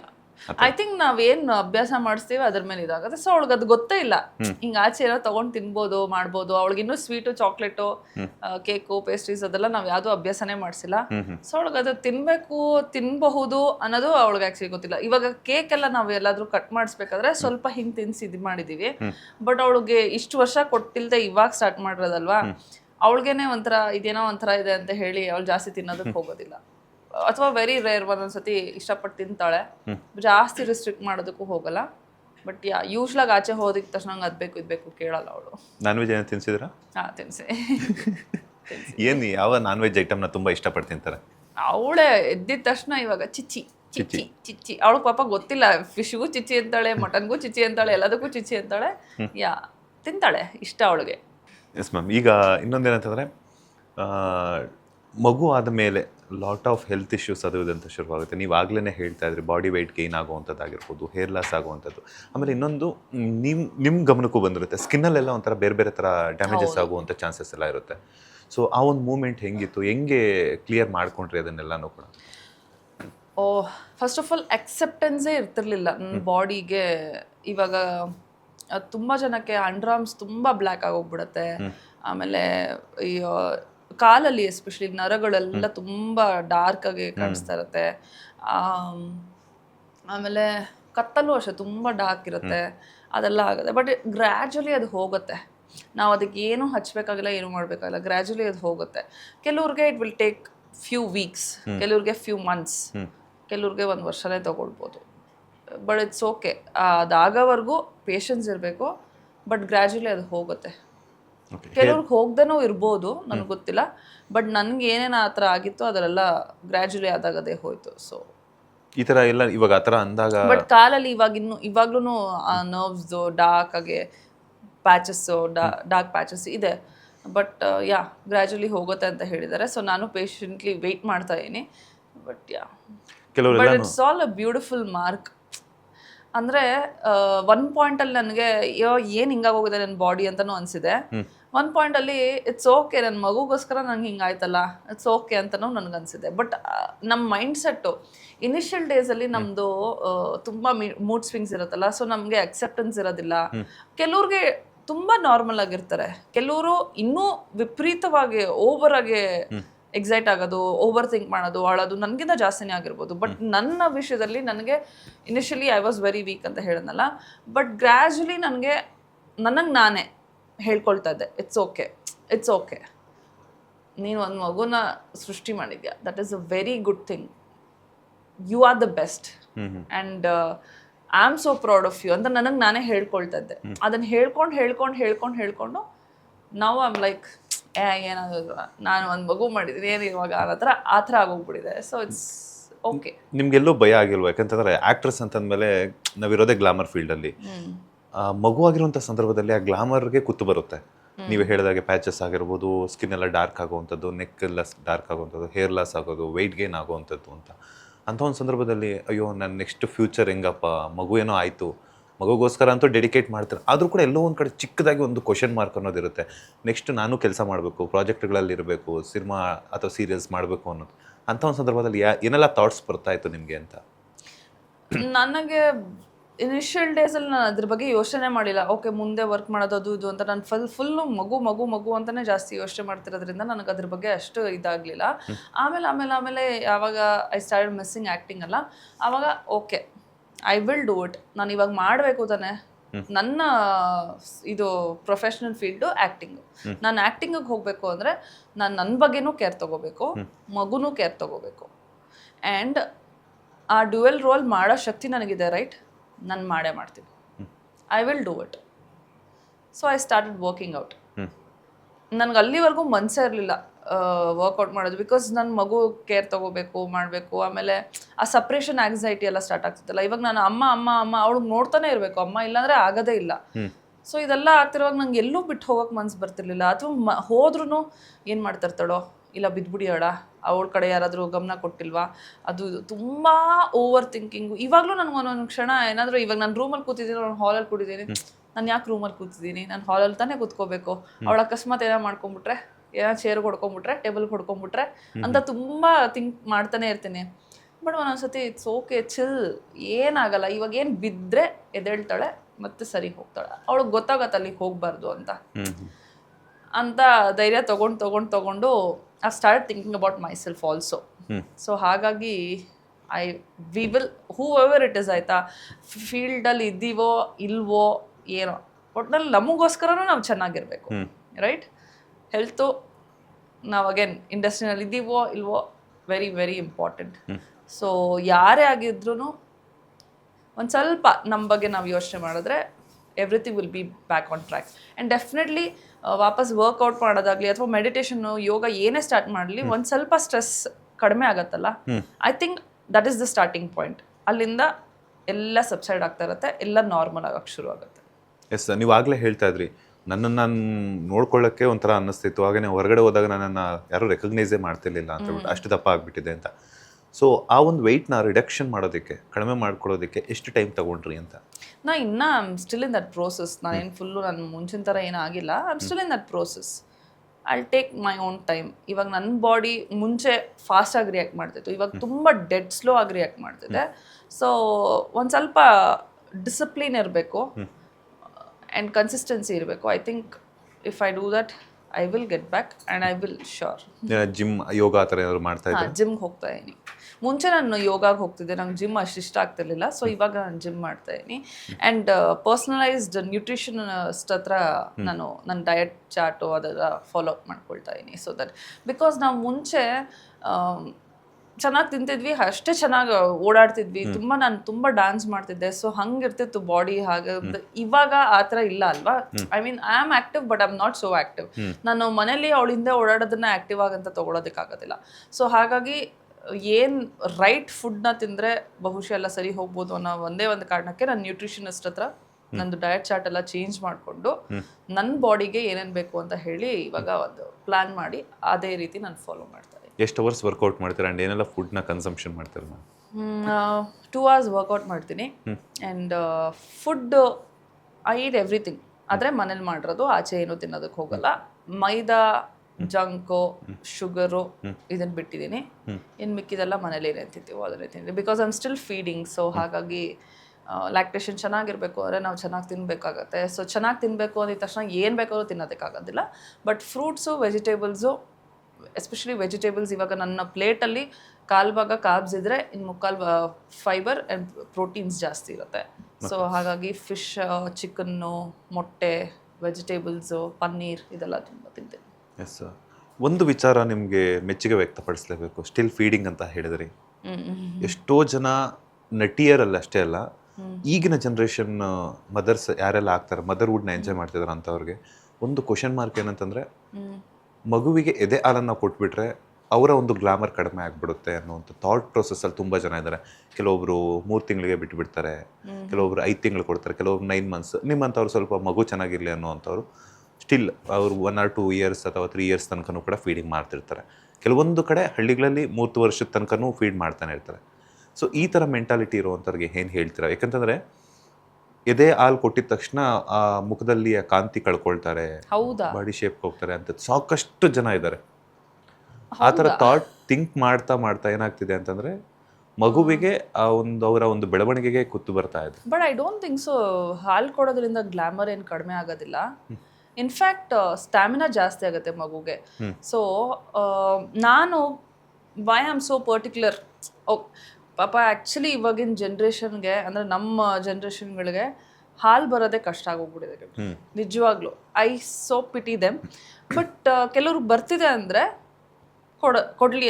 ಐ ಮೀನ್ ನಾನು ಅಟ್ಲೀಸ್ಟ್ ನನಗೆ ಇವಾಗ ನಮ್ಮ ಅಮ್ಮನೂ ಅದನ್ನೇ ಹೇಳೋದು, ಬರ್ತಿದೆ ಕೊಡು, ಬರ್ತಿಲ್ಲ ಅಂದಾಗ ಇಟ್ಸ್ ಓಕೆ, ನಾವು ಏನೂ ಮಾಡೋದಕ್ಕಾಗಲ್ಲ, ಬರ್ತಿದೆ ಅಂದಾಗ ಕೊಡು ಅಂತ. ಸೊ ನನಗೆ ಒಂದು ಕಂಪ್ಯಾರಿಸನ್ ಇವಾಗ ನಾನು ಮತ್ತು ನಮ್ಮ ಅಕ್ಕ ಆ ಥರ ಎಲ್ಲ ಕಂಪ್ಯಾರಿಸನ್ ತೊಗೊಂಡ್ರೆ ನಾನು ಜಾಸ್ತಿ ಕುಡ್ದಿದ್ದೀನಿ, ಅವಳು ಕಡಿಮೆ ಕುಡಿದಿದ್ದಾಳೆ. So stamina wise also I feel I am more strength ನನ್ನಲ್ಲಿ ಜಾಸ್ತಿ ಇದೆ, ಅದರಲ್ಲಿ ಒಂದು ಸ್ವಲ್ಪ ವೀಕ್ ಆಗಿದೆ. ಹಾಗಾದ್ರೆ ಅವಳು ವೀಕ್ ಅಂತ ಅಲ್ಲ, ಬಟ್ ಸ್ಟ್ಯಾಮಿನಾ ಅಂತ ತೊಗೊಂಡಾಗ ಐ ಆಮ್ ಡೆಫಿನೆಟ್ಲಿ ಸ್ಟ್ರಾಂಗ್. ಅದು it is one of the reasons. ನಾವು ಏನೇನೋ ಆ್ಯಕ್ಟಿವಿಟೀಸ್ ಮಾಡ್ತೀವಿ ಅದು ತುಂಬ ಮ್ಯಾಟ್ರ್ ಆಗುತ್ತೆ. But at the same time ಇದು ಒನ್ ಆಫ್ ದ ರೀಸನ್ಸ್ ಅಲ್ವಾ ಸ್ಟ್ರಾಂಗ್ ಆಗಿರೋದಕ್ಕೆ. ಸೊ ವೈ ನಾಟ್ ಅಂತ ಹೇಳಿ ನಾನು ಹಾಗೆ ಕಂಟಿನ್ಯೂ ಮಾಡ್ತಾ ಇದ್ದೀನಿ. ಇನ್ಫ್ಯಾಕ್ಟ್ ಡಾಕ್ಟರ್ಸು ಎಷ್ಟೋ ಜನ 1.5 ಇಟ್ ಇಸ್ ಹೈ ಟೈಮ್ ಸಾಕು. But it is also true, ನಾವು ಜಾಸ್ತಿ ಕೊಟ್ಟಷ್ಟು ನಮ್ಮ ಬೋನ್ಸ್ ವೀಕ್ ಆಗ್ತಾ ಹೋಗುತ್ತೆ. ಸೊ ಹಾಗಾಗಿ ಡಾಕ್ಟರ್ ಹೇಳೋದು ನೀವು ಇಂಪಾರ್ಟೆಂಟು, ನಿಮ್ಮ ಮಗುನೂ ಇಂಪಾರ್ಟೆಂಟ್, ನೀವು important. 1.5 is more than enough, ಇವಾಗ ಸ್ಟಾಪ್ ಮಾಡಿ ಅಂತಲೇ ಹೇಳೋದು. ಸೊ ಹಾಗಾಗಿ ಇದು ಮಾಡ್ತಾರೆ. ಬಟ್ ಬ್ಯೂಟಿನಲ್ಲಿ ಏನೂ ಕಡಿಮೆ ಆಗೋದಿಲ್ಲ, ಬೋನ್ಸ್ ಪ್ರಾಬ್ಲಿ ವೀಕ್ ಆಗ್ತಾ ಹೋಗುತ್ತೆ. But at the same time ನಾವು ಕ್ಯಾಲ್ಶಿಯಂ ಟ್ಯಾಬ್ಲೆಟ್ಸು ಇವಾಗೆಲ್ಲ, ಮುಂಚೆಲ್ಲ ಅದೆಲ್ಲ ಹಾಲು ಕುಡಿತಿದ್ರು ಅಷ್ಟೇ, ಆ ಥರ ಏನೂ ಇರ್ತಿಲ್ಲ. ಇವಾಗ ಕ್ಯಾಲ್ಶಿಯಂ ಟ್ಯಾಬ್ಲೆಟ್ಸ್ ಇದೆ, ಎಲ್ಲ ಇದೆ. ಸೊ ಹಾಗಾಗಿ ಕ್ಯಾಲ್ಶಿಯಂ ಟ್ಯಾಬ್ಲೆಟ್ಸ್ ತೊಗೊಳ್ಳಿ, ಅಥವಾ ಹಾಲು ಚೆನ್ನಾಗಿ ಕುಡೀರಿ, ಅಥವಾ ಎನಿಥಿಂಗ್ ಕ್ಯಾಲ್ಶಿಯಂ ಇರೋ ಪದಾರ್ಥಗಳು ಚೆನ್ನಾಗಿ ತಿನ್ನಿ, ಸೊಪ್ಪು ಗಿಪ್ಪು ಎಲ್ಲ ಚೆನ್ನಾಗಿ ತಿನ್ಕೊಂಡು ಹಾಲು ಕೊಡ್ತಾ ಇದ್ರೆ ನೀವು ಚೆನ್ನಾಗಿರ್ತಾರೆ, ಮಗುನೂ ಚೆನ್ನಾಗಿರುತ್ತೆ ಅಂತ ಹೇಳಕ್ ಇಷ್ಟಪಡ್ತೀನಿ. ಬಟ್ ಬ್ಯೂಟಿ ಏನು ಕಡಿಮೆ ಆಗೋದಿಲ್ಲ. ಬೆಸ್ಟ್ ಎಕ್ಸಾಂಪಲ್ ನೀವೇ ಅನ್ಸುತ್ತೆ. ಇಲ್ಲ, ಸುಮಾರು ಜನ ಹೇಳ್ತಾರೆ ಆಕ್ಚುಲಿ ಈ ಒಂದು ವಿಚಾರದಲ್ಲಿ. ಸೊ ಹಾಗಾಗಿ ನನಗೊಂದು ಎಲ್ಲ ಒಂದ್ ಕಡೆ ಇತ್ತು, ಬಟ್ ನೀವು ಮಾತಾಡ್ತಾ ಮಾತಾಡ್ತಾ ಹಂಗೆ ಬಂತಲ್ಲ, ಅದಕ್ಕಾಗಿ ಹಂಗೇನೆ ಕೇಳ್ಬಿಟ್ಟೆ. ಬ್ಯೂಟಿ ಏನು ಕಡಿಮೆ ಆಗೋದಿಲ್ಲ, ಮಗು ಇನ್ನೂ ಸ್ಟ್ರಾಂಗ್ ಆಗುತ್ತೆ. ಎಸ್, ಈಗ ಏನು ನಡೀತಿದೆ ಲೈಫಲ್ಲಿ ಅಂತ, ಲೈಕ್ ಏನಂತಾರೆ, ಈಗ ಮಗು 1 ವರ್ಷ ಆಗೋ ತನಕ ಒಂದು ಬೇಸ್ಮೆಂಟ್ ಇರುತ್ತೆ. ಯಾಕಂತಂದರೆ ಅದ್ರ ಕಂಪ್ಲೀಟ್ ಡೆಡಿಕೇಶನ್ ಅದಕ್ಕೆ ಕೊಡಬೇಕಾಗುತ್ತೆ. ಯಾಕಂದರೆ ಅಂಬೆಗಾಲು ಹಿಡ್ಕೊಂಡು ನಡೀತಾ ಇರ್ತೈತೆ, ಎಲ್ಲೇನು ತಗಲ್ಸ್ಕೊಂಡ್ಬಿಡುತ್ತೋ, ಎಲ್ಲರ ಜೊತೆ ಕಿತ್ತಾಡ್ತಿರ್ತಾ ಆ ಥರ. ಈಗ ಒಂದು ತೊದಲ್ ಮಾತುಗಳೆಲ್ಲ ಮಾಡೋದಕ್ಕೆ. ಸೊ ಈಗೆಲ್ಲ ಏನೆಲ್ಲ ನಡೀತಾ ಇದೆ ಲೈಫಲ್ಲಿ ಅಂತ ಅಂದರೆ ನನ್ನ ಮಗು ವಿಚಾರ. ಮಗು ನಾನು ಹೀಗೆ ಸ್ಕ್ರಾಲ್ ಮಾಡ್ತಿರ್ಬೇಕಾದ್ರೆ ಒಂದು ರೀಲ್ಸೋ ಏನೋ ನೋಡಿದೆ. 0 to 4 ಇಸ್ ವೇರ್ ಮಗು ಅಮ್ಮ ಅಥವಾ ಅಪ್ಪ ಅಂತ ಬರೋದು. 4 once they start going to school, ಅವ್ರದ್ದೇ ಒಂದು ಲೋಕದಲ್ಲಿ ಇರ್ತಾರೆ. ಗ್ರ್ಯಾಜುಲಿ ಒಂದು ಸ್ವಲ್ಪ ಅವ್ರ ಪಾಡಿಗೆ ಅವರು ಇಂಡಿಪೆಂಡೆಂಟ್ ಆಗ್ತಾರೆ. ಆಮೇಲೆ ಫ್ರೆಂಡ್ಸು ಇದೆಲ್ಲ ಜಾಸ್ತಿ ಆಗುತ್ತೆ. ಸೊ ಇಷ್ಟೇ 1 to 4 ಇದೆಯಲ್ಲ, 0 to 4 ಏನಿದೆ, ಆ ಟೈಮಲ್ಲಿ ಮಾತ್ರ ಅವರು ನಮ್ಮ ಮೇಲೆ ಡಿಪೆಂಡೆಂಟ್ ಆಗಿರ್ತಾರೆ. ಮುಂದಕ್ಕೂ ಡಿಪೆಂಡೆಂಟ್ ಆಗಿರ್ತಾರೆ, ಬಟ್ ಎಲ್ಲದಕ್ಕೂ ಓಡ ಏನು ಬರೋದಿಲ್ಲ ನಮ್ಮ ಹತ್ರ. ಸೊ ಐ ಥಿಂಕ್ ನಾನು ಈ ಫೇಸ್ನ ಎಂಜಾಯ್ ಮಾಡಬೇಕು ಅಂತ ಹೇಳಿ, ನಂಗೆ ಮುಂಚೆ ಅಯ್ಯೋ ಇದರಲ್ಲಿ ಬ್ರೇಕ್ ತೊಗೋಬೇಕಾ ಅಂತಲೇ ಪ್ರೆಗ್ನೆನ್ಸಿನ ಡಿಲೇ ಮಾಡ್ಕೊಂಡ್ಬಿಟ್ಟೆ, ಆಯಿತಾ. ಬಟ್ ಇವತ್ತಿಗೆ ಯೋಚನೆ ಮಾಡಿದ್ರೆ I should have not done that ಅಂತ ಅನ್ಸುತ್ತೆ. ಒಂದು ಸ್ವಲ್ಪ ಬೇಗನೆ ಮಾಡ್ಕೊಂಡಿದ್ದಿದ್ರೆ. ಆ್ಯಂಡ್ 30ಗಿಂತ ಮುಂಚೆ ಮಕ್ಕಳು ಮಾಡ್ಕೊಂಡ್ರೆ ಇಸ್ ಗುಡ್ ಅಂತ ಹೇಳ್ತಾರೆ. That is very very true. I do except ತುಂಬ ಜನ ಇದ್ದಾರೆ 30 ಮೇಲೆ ಮಾಡ್ಕೊಂಡಿರೋರು ಎಲ್ಲ ಸ್ಟ್ರಾಂಗ್ ಆಗೆಲ್ಲ ಇದು ಮಾಡ್ತಾರೆ. 30, 34, 32, 33ವರೆಗೂ ಓಕೆ. ಬಟ್ ಆ 35 ಆದಮೇಲೆ ಇದೆಯಲ್ಲ, ಅದು ಒಂಥರ ನಿಮ್ಮ ರಿಕವರಿ ಪೀರಿಯಡ್ ಒಂದು ಸ್ವಲ್ಪ ಸ್ಲೋ ಆಗಿರುತ್ತೆ. ರಿಕವರ್ ಆಗ್ತಾರೆ, ಇಲ್ಲ ಅಂತಿಲ್ಲ, ಬಟ್ ಸ್ಲೋ ಇರುತ್ತೆ. ಸೊ ಐ ಫೆಲ್ಟ್ 30ಗಿಂತ ಮುಂಚೆ ಇಸ್ ಆಲ್ವೇಸ್ ಬೆಟರ್ ಅಂತ. ಸೊ ಈ 0 to 4 ನಾನು ಅವಳ ಜೊತೆಗೆ ಇರಬೇಕು, ಹಾಗಂತ ನಾನು ಏನೂ ಮಾಡೋದೇ ಇಲ್ಲ ಅಂತಲ್ಲ. But I will definitely concentrate, ಅವಳಿಗೆ ಏನು ಬೇಕೋ ಅದನ್ನೆಲ್ಲ ಅವಳ ಜೊತೆಗೆ ಇರೋದಕ್ಕೆ ನಾನು ಇಷ್ಟಪಡ್ತೀನಿ. ಸೊ ಇವಾಗ ಫಾರ್ ನೌ 1.6 ಸಖತ್ ಚೂಟಿದ್ದಾಳೆ, ಸಖತ್ ಹೈಪರ್ ಆಕ್ಟಿವ್ ಇದ್ದಾಳೆ, ಜಂಪ್ ಮಾಡೋದು ಒಂದು ಹೊಸದಾಗಿ ಕಲ್ತಿದ್ದಾಳೆ. ಆ್ಯಂಡ್ ಬೇರೆ ಬೇರೆ ಹೊಸ ಫುಡ್ನ ಅವಳಿಗೆ ಎಕ್ಸ್ಪ್ಲೋರ್ ಮಾಡೋದಕ್ಕೆ ಸಖತ್ ಇಷ್ಟ. ಆ್ಯಂಡ್ ಅವಳ ಒಟ್ಟಿನಲ್ಲಿ ಮನೆ ತುಂಬ ಜನ ಇರಬೇಕು. ನಾನು ಅವಳಿಬ್ಬರೇ ಇದ್ವೆ, ಅವಳಿಗೂ ಹುಚ್ಚು ಹಿಡಿಯುತ್ತೆ, ನನಗೂ ಹುಚ್ಚು ಹಿಡಿಯುತ್ತೆ. ಸೊ ಶೀ ಈಸ್ ಒಂಥರ ವೆರಿ ಜಾಯ್ಫುಲ್ ಆ್ಯಂಡ್ ಒಂಥರ ಜಾಸ್ತಿ ಜನ ಬೇಕು ಅವಳಿಗೆ, ಎಲ್ಲರ ಜೊತೆ ಮಿಂಗಲ್ ಆಗೋದಕ್ಕೆ. ಎಲ್ರ ಜೊತೆ ಮಿಂಗಲ್ ಆಗ್ತಾಳೆ. ಆಮೇಲೆ ಅವಳಿಗೆ ಸುಮ್ಮನೆ ರೋಡಲ್ಲಿ ಕರ್ಕೊಂಡು ಹೋದ್ರು ಅಷ್ಟೇ ಯಾರೋ ಬರ್ತಾ ಇರ್ತಾರೆ, ಅಜ್ಜಿ ಹಾಯ್, ತಾತ ಹಾಯ್ ಅಂತೆಲ್ಲ ಹೇಳ್ತಾ ಇರ್ತಾಳೆ. ಒಂದೊಂದ್ಸತಿ ಉಲ್ಟಾ ಹೊಡಿತಾಳೆ, ಗೊತ್ತಿರೋರ್ ಜೊತೆ ಮಾತಾಡೋದೇ ಇಲ್ಲ, ಗೊತ್ತಿಲ್ಲದವ್ರ ಜೊತೆ ಹಾಯ್ ಬಾಯ್. ಇವತ್ತು ಬೆಳಗ್ಗೆನೂ ಅಷ್ಟೇ ನಾನು ಅವಳಿಗೆ ಎಳ್ನೀರು ಕುಡಿಸೋದಕ್ಕೆ ಅಂತ ಕರ್ಕೊಂಡು ಹೋಗಿದ್ದೆ, ಅಜ್ಜಿ ಬಾಯ್ ಅಂತ ಯಾವುದೋ ಬೇರೆ ಅಜ್ಜಿಗೆ ಹೇಳ್ತಿದ್ಲು. ಇದನ್ನೆಲ್ಲ ನೋಡಿದಾಗ ನಂಗೆ ಆಕ್ಚುಲಿ ಖುಷಿ ಆಗತ್ತೆ. ಅವ್ರಪ್ಪ ಒಂದ್ ಸ್ವಲ್ಪ ಹಂಗೆ ಬೇರೆಯವ್ರ ಜೊತೆ ಬೇಗ ಮಿಂಗಲ್ ಆಗ್ತಾನೆ. ಆ ಒಂದು qualities I can see that mini Chandu in her. Okay, ನೀವಾಗಿರ್ಬೋದು, ಚಂದು ಅವರಾಗಿರ್ಬೋದು, ಮಗಳಿಗೆ ಏನು ಫಸ್ಟ್ ಗಿಫ್ಟ್ ಕೊಟ್ಟಿದ್ದೀರಾ ಅಂತ? ನಾನು ಆ್ಯಕ್ಚುಲಿ ಗಿಫ್ಟೇ ಕೊಟ್ಟಿಲ್ಲ. ನಾನೇ ಅವಳಿಗೆ ಗಿಫ್ಟ್. ನಾನು ಏನೂ ಇಲ್ಲ, ತುಂಬ ಮನೆ ತುಂಬ ಗಿಫ್ಟ್ಸ್ ಇದೆ ಬಂದಿರೋದು. ಸೊ ಅಲ್ಲ, ನೀವಿಬ್ರು ಮೇಡಮ್ ತಂದೆ ತಾಯಿ ಅಂತ ಸ್ಪೆಷಲ್ ಆಗಿ ಅವಳಿಗೆ ಜನ್ಮ ಕೊಟ್ಟಿದ್ದೀವಲ್ಲ, ಅದೇ ಗಿಫ್ಟ್. ಗಿಫ್ಟ್ ಅವಳಿಗೆ ಮೆಮೊರೀಸ್ ಕ್ರಿಯೇಟ್ ಮಾಡೋದೇ ಒಂದು ದೊಡ್ಡ ಇದು ಅಂತ ಹೇಳಿ. ಸೊ ಹಾಗಾಗಿ ನಾನು ಗಿಫ್ಟ್ ಎಲ್ಲ ಏನೂ ಕೊಟ್ಟಿಲ್ಲ. ಓಕೆ, ಈಗ ಮಗು ಅಂತೂ ತುಂಬ ಹೈಪರ್ ಆಕ್ಟಿವ್ ಆಗಿರುತ್ತೆ, ನೀವೇ ಹೇಳಿದ್ರೆ ಹೆಂಗಿರುತ್ತೆ ಅಂತ ಹೇಳ್ಬಿಟ್ಟು. ಯಾವ ಒಂದು ವಿಚಾರದಲ್ಲಿ ಇವಳು ನನ್ನ ಮಗಳೇ ಅಂತ ಅನಿಸ್ಬಿಡುತ್ತೆ? ಎಷ್ಟೊಂದಿದೆ ನನಗದೇ ಸಡನ್ ಆಗಿ ಯಾವುದು ತಲೆಗೆ ಬರ್ತಿಲ್ಲ. ಬಟ್ ಅದೇ ಈ ಕ್ಲೀನ್ ಮಾಡೋ ವಿಷಯದಲ್ಲಿ, ಅಥವಾ ಅವಳು ತುಂಬ ಇರಿಟೇಟ್ ಮಾಡೋರ್ಗೆ ಮುಖ ಹಿಂಗೆ ತೋರಿಸ್ತಾಳೆ ಅವಳು. ಅದೆಲ್ಲ ನೋಡಿದಾಗ ಅಬ್ಬಾ ಸೇಮ್ ಅವ್ರಮ್ಮ ಅಂತ ನಮ್ಮ ಅಮ್ಮನೂ ಹೇಳ್ತಾ ಇರ್ತಾರೆ. ಸೊ ಜಾಸ್ತಿ ಅವ್ರ ಅಪ್ಪಂದೇ ಜಾಸ್ತಿ ಅವಳು ಇದು ಮಾಡೋದು, ಆಯ್ತಾ. ಅಪ್ಪ ಅಪ್ಪ ಅಪ್ಪ ಅಪ್ಪ ಅಂತ ಇರ್ತಾಳೆ. ನಾವು ಬೆಳಗ್ಗಿಂದ ರಾತ್ರಿವರೆಗೂ ಚೆನ್ನಾಗಿ ನೋಡ್ಕೊಂಡಿದ್ರು, ಅವ್ರ ಅಪ್ಪ ಬಂದಿದ ತಕ್ಷಣ ಅವ್ರ ಅಪ್ಪ ಇದು ಮಾಡ್ತಾಳೆ. ಅದನ್ನ ನೋಡಿದಾಗ್ಲೂ ನನ್ಗೊಂದೊಂದ್ಸತಿ ಬಿಕಾಸ್ ನಾನು ಅದನ್ನೇ ಹಂಬಲಿಸ್ತಿರ್ತೀನಲ್ಲ, ಚಂದು ಬರುವಾಗ ಲೈಕ್ ಚಂದು ಬಂದ ಅಂತ ನಾನು ಒಂಥರ ಚಿಕ್ಕ ಮಗು ಥರ ಓಡೋಗ್ತೀನಿ ಅವಳ ಹತ್ರ. ಸೊ ಅವಳು ಅದೇ ಥರ ಇರ್ತಾಳೆ. ಸೊ ಅದನ್ನೆಲ್ಲ ನೋಡಿದಾಗ ನನ್ನನ್ನು ನಾನು ನೋಡ್ಕೊಂಡಾಗ ಅನ್ಸುತ್ತೆ. ಆಮೇಲೆ ಇನ್ನೊಂದು ಮ್ಯಾಮ್, ಈಗ ಮಗು ಯಾವಾಗಲೂ 24 ಗಂಟೆ ನಿಮ್ಮ ಜೊತೆನೇ ಇರ್ತೈತೆ. ಬಟ್ ನಿಮ್ಮ ಫೇವ್ರೆಟ್ ಟೈಮ್ ಯಾವುದು? ಫೀಡಿಂಗ್ ಟೈಮು ಅಥವಾ playing time? That is also one reason ನಾನು ಫೀಡ್ನ ಬಿಡ್ಸೋದಕ್ಕೆ ಆಗ್ತಿಲ್ಲ. ತುಂಬಾ ಸಾಕಾಯ್ತು ಬಿಡು ಅಂತ ಅನ್ಸಿದ್ರು ಕೂಡ ದಟ್ ಈಸ್ ಒನ್ ಬಾಂಡಿಂಗ್. ಆ ಕನೆಕ್ಷನ್ ಒಂಥರ ಬ್ಯೂಟಿಫುಲ್ ಆಗಿರತ್ತೆ, ಆಯ್ತಾ. ಮತ್ತು ನಾನು ನಿಲ್ಸ್ಬಿಟ್ರೆ ಈ ಟೈಮ್ ಹೊಟ್ಟೋಗುತ್ತೆ. ಅಟ್ಲೀಸ್ಟ್ ಅದಕ್ಕೋಸ್ಕರ ಏನಾದರೂ ನನ್ನ ಹತ್ರ ಬರ್ತಾಳೆ, ಇಲ್ಲಾಂದ್ರೆ ಆಮೇಲೆ ಅದಕ್ಕೂ ಬರಲ್ವೇನೋ ಅನ್ನೋ ಥರ ಫೀಲಿಂಗ್. ಬಟ್ ಬಂದೇ ಬರ್ತಾರೆ, ಬಟ್ ನಮ್ಗೆ ಆ ಫೀಲಿಂಗ್ ಆಗ್ತಾ ಇರುತ್ತೆ. ಸೊ ಅದೊಂದು ಚೆನ್ನಾಗಿರುತ್ತೆ ಆ ಟೈಮ್. ಬೇಬಿ ಅಂದ ತಕ್ಷಣನೇ ಒಂದು ಎಮೋಷನ್. ಆ ಎಮೋಷನಲ್ ಟೈಮ್ ಆದಮೇಲೆ ನೇಹ ಅವರ ಲೈಫಲ್ಲಿ ಏನೆಲ್ಲ ಬದಲಾವಣೆಗಳಾಯಿತು ಅಂತ, ಎಮೋಷನಲಿ ಹೆಂಗೆ ಕನೆಕ್ಟ್ ಆಗಿದ್ದೀರಾ ಮಗು ಜೊತೆ ಅಂತ? Obviously very very connected. Initial ಡೇಸಲ್ಲಿ ನನಗೆ ಏನೂ ನನ್ನ ಮಗು ಆ ಥರ ನಂಗೆ ಏನೂ ಅನಿಸ್ತಾನೆ ಇರಲಿಲ್ಲ. ಐ ಥಿಂಕ್ ಒಂದು ತಿಂಗಳು ಅಥವಾ first time I still remember 8th ವೀಕಲ್ಲಿ ಅವಳು ಆ್ಯಕ್ಚುಲಿ ಸ್ಟಾರ್ಟ್ ಮಾಡಿದ್ದು ಲ್ಯಾಚ್ ಮಾಡೋದಕ್ಕೆ. ನಾನು ಒಬ್ಬಳೇ ಇದ್ದೆ ರೂಮಲ್ಲಿ, ಫುಲ್ ಗುಳಗುಳ ಅಂತ ನೀರು ಬಂತು, ಅಬ್ಬಾ ಫೈನಲಿ ಅಂತ. That was very very emotional moment ನನಗೆ. ಎಸ್, ನಿಮ್ಮ ಮಗುವಿಂದ ಕಲ್ತಿರುವಂತಹ ಏನಾದರೂ ಹ್ಯಾಬಿಟ್ ಏನು ಅಂತ? ಚೆನ್ನಾಗಿ ಆಟ ಆಡಬೇಕು, ಚೆನ್ನಾಗಿ ಮಲ್ಕೋಬೇಕು. ಅವಳು ಇವಾಗ ಹೆಂಗಾಗಿದ್ದಾಳೆ ಅಂದರೆ ನೀಟಾಗೆ ಅವಳ ಟೈಮ್ ಅಂದರೆ ಅಲಾರ್ಮ್ ಹೊಡೆದಂಗೆ ಅವಳ ಬಾಡಿ ಫಿಕ್ಸ್ ಆಗಿ ಹೋಗ್ಬಿಟ್ಟಿದೆ, ಈ ಟೈಮ್ಗೆ ಅದೇ ಅಂತ. ಸೊ ಅವಳಿಗೆ ಗೊತ್ತು ಈ ಟೈಮಿಗೆ ನನಗೆ ವಾಕಿಂಗ್ ಕರ್ಕೊಂಡು ಹೋಗ್ತಾರೆ, ನಾನು ಹೋಗ್ಬೇಕು ಅಂತ. ಅವಳೇ ಶೂಸ್ ತೊಗೊಂಡು ಬರ್ತಾಳೆ, ಹಾಕೋತಾಳೆ, ಬೂ ಅಂತ ಹೇಳ್ತಾಳೆ, ನಾವು ಕರ್ಕೊಂಡು ಹೋಗ್ಬೇಕು. ಸೊ ಆ ರೊಟೀನ್ ಒಂದು ಫಾಲೋ ಮಾಡ್ತಾಳೆ. She loves her self. ಆಮೇಲೆ ತುಂಬ ಅಂದ್ರೆ ಏನಾದರೂ ನಾಯಿ ನೋಡಿದ ತಕ್ಷಣ ನಾನು ಆ್ಯಕ್ಚುಲಿ ಎಕ್ಸ್ಪ್ರೆಸಿವೇ ಅಲ್ಲ, ಆಯ್ತಾ, ಅಷ್ಟೊಂದು. ಅವಳು ತುಂಬ ಎಕ್ಸ್ಪ್ರೆಸಿವ್.